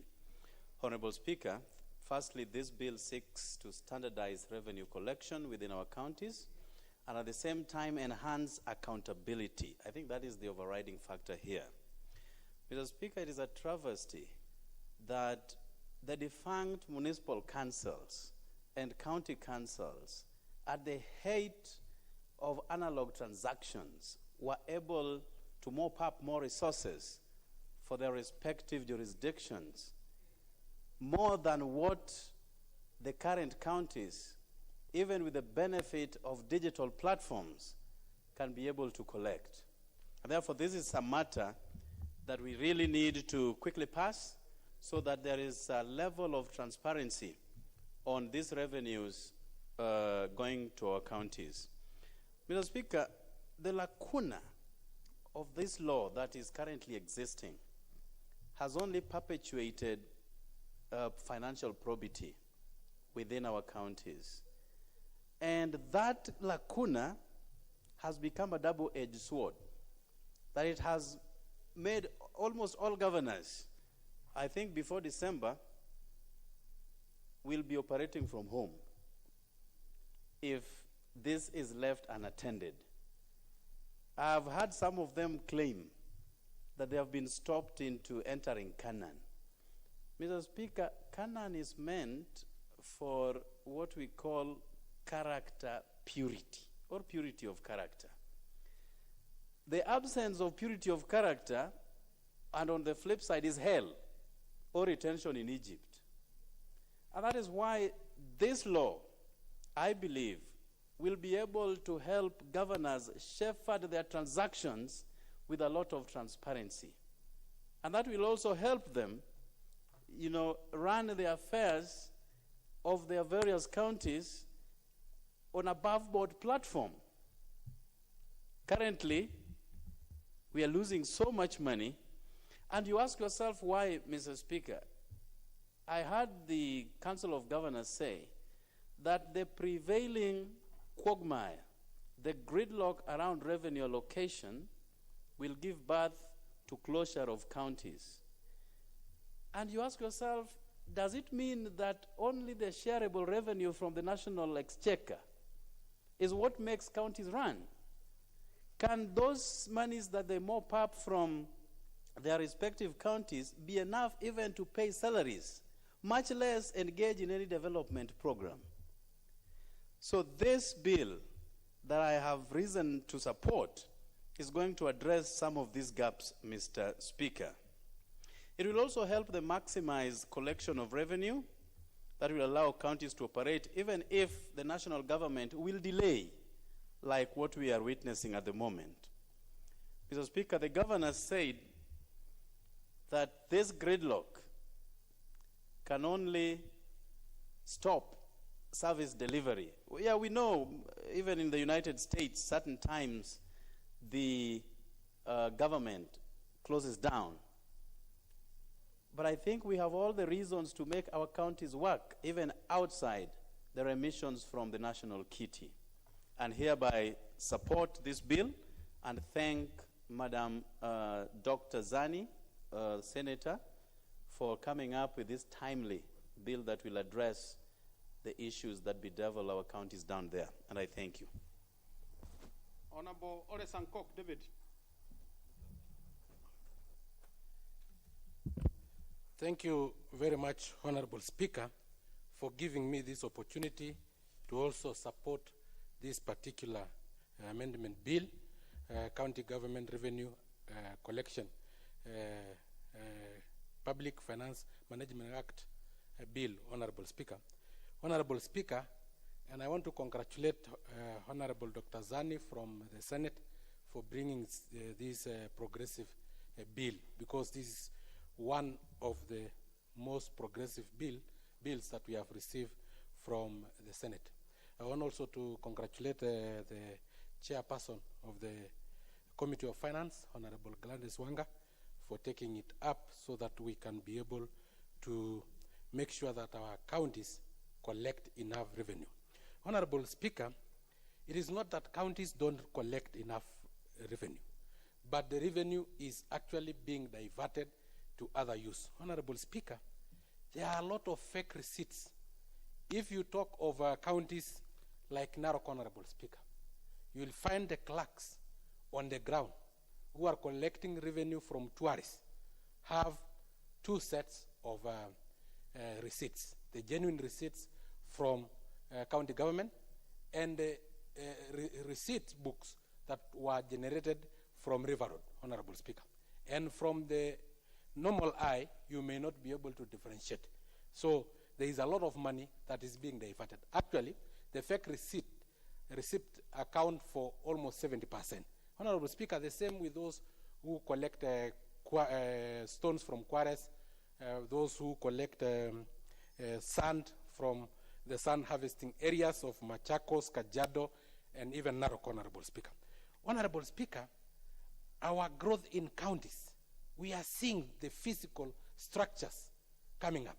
We are seeing the growth in terms of businesses, expansion. And you cannot tell me a town that have 2,000 different businesses and 30,000 buildings will not be able to collect the revenue from the face of it, Honorable Speaker. Honorable Speaker, but this shortcoming is coming because of the Senate forgetting its responsibility and delving into the responsibility of the National Assembly. Honorable Speaker, you find the Senate very busy chasing CSS for interior, and I don't think that is their mandate. CS for finance, I don't really know what they actually asked those CSS, and their role is basically the oversight of the counties, Honorable Speaker. This is their mandate, and this is what they should have been doing instead of hanging just in the middle, becoming an amorphous political NGO that is just a political gun that will be using politics in the division of revenue, Honorable Speaker, formula, instead of concentrating on their core mandate.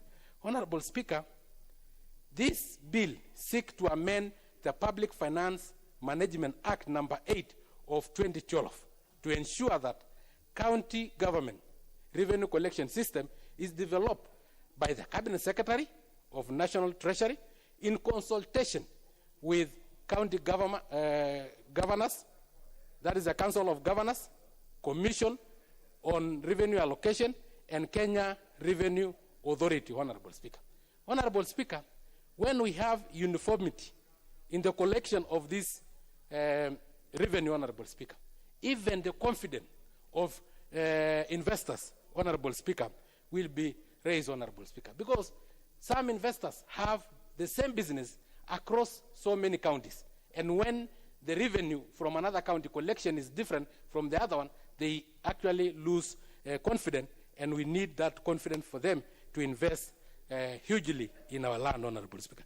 Honorable Speaker, I heard Honorable Mbadi saying that some of these issues will be cured by BBI, and I hope the BBI will address these issues and such issues as this one, instead of probably creating position to massage the egos of those people who are against the donation of in churches, Honorable Speaker, and them themselves receive donation via pay bill number 672 and 991-14444 for paying of striking teachers and repeat election respectively. Honorable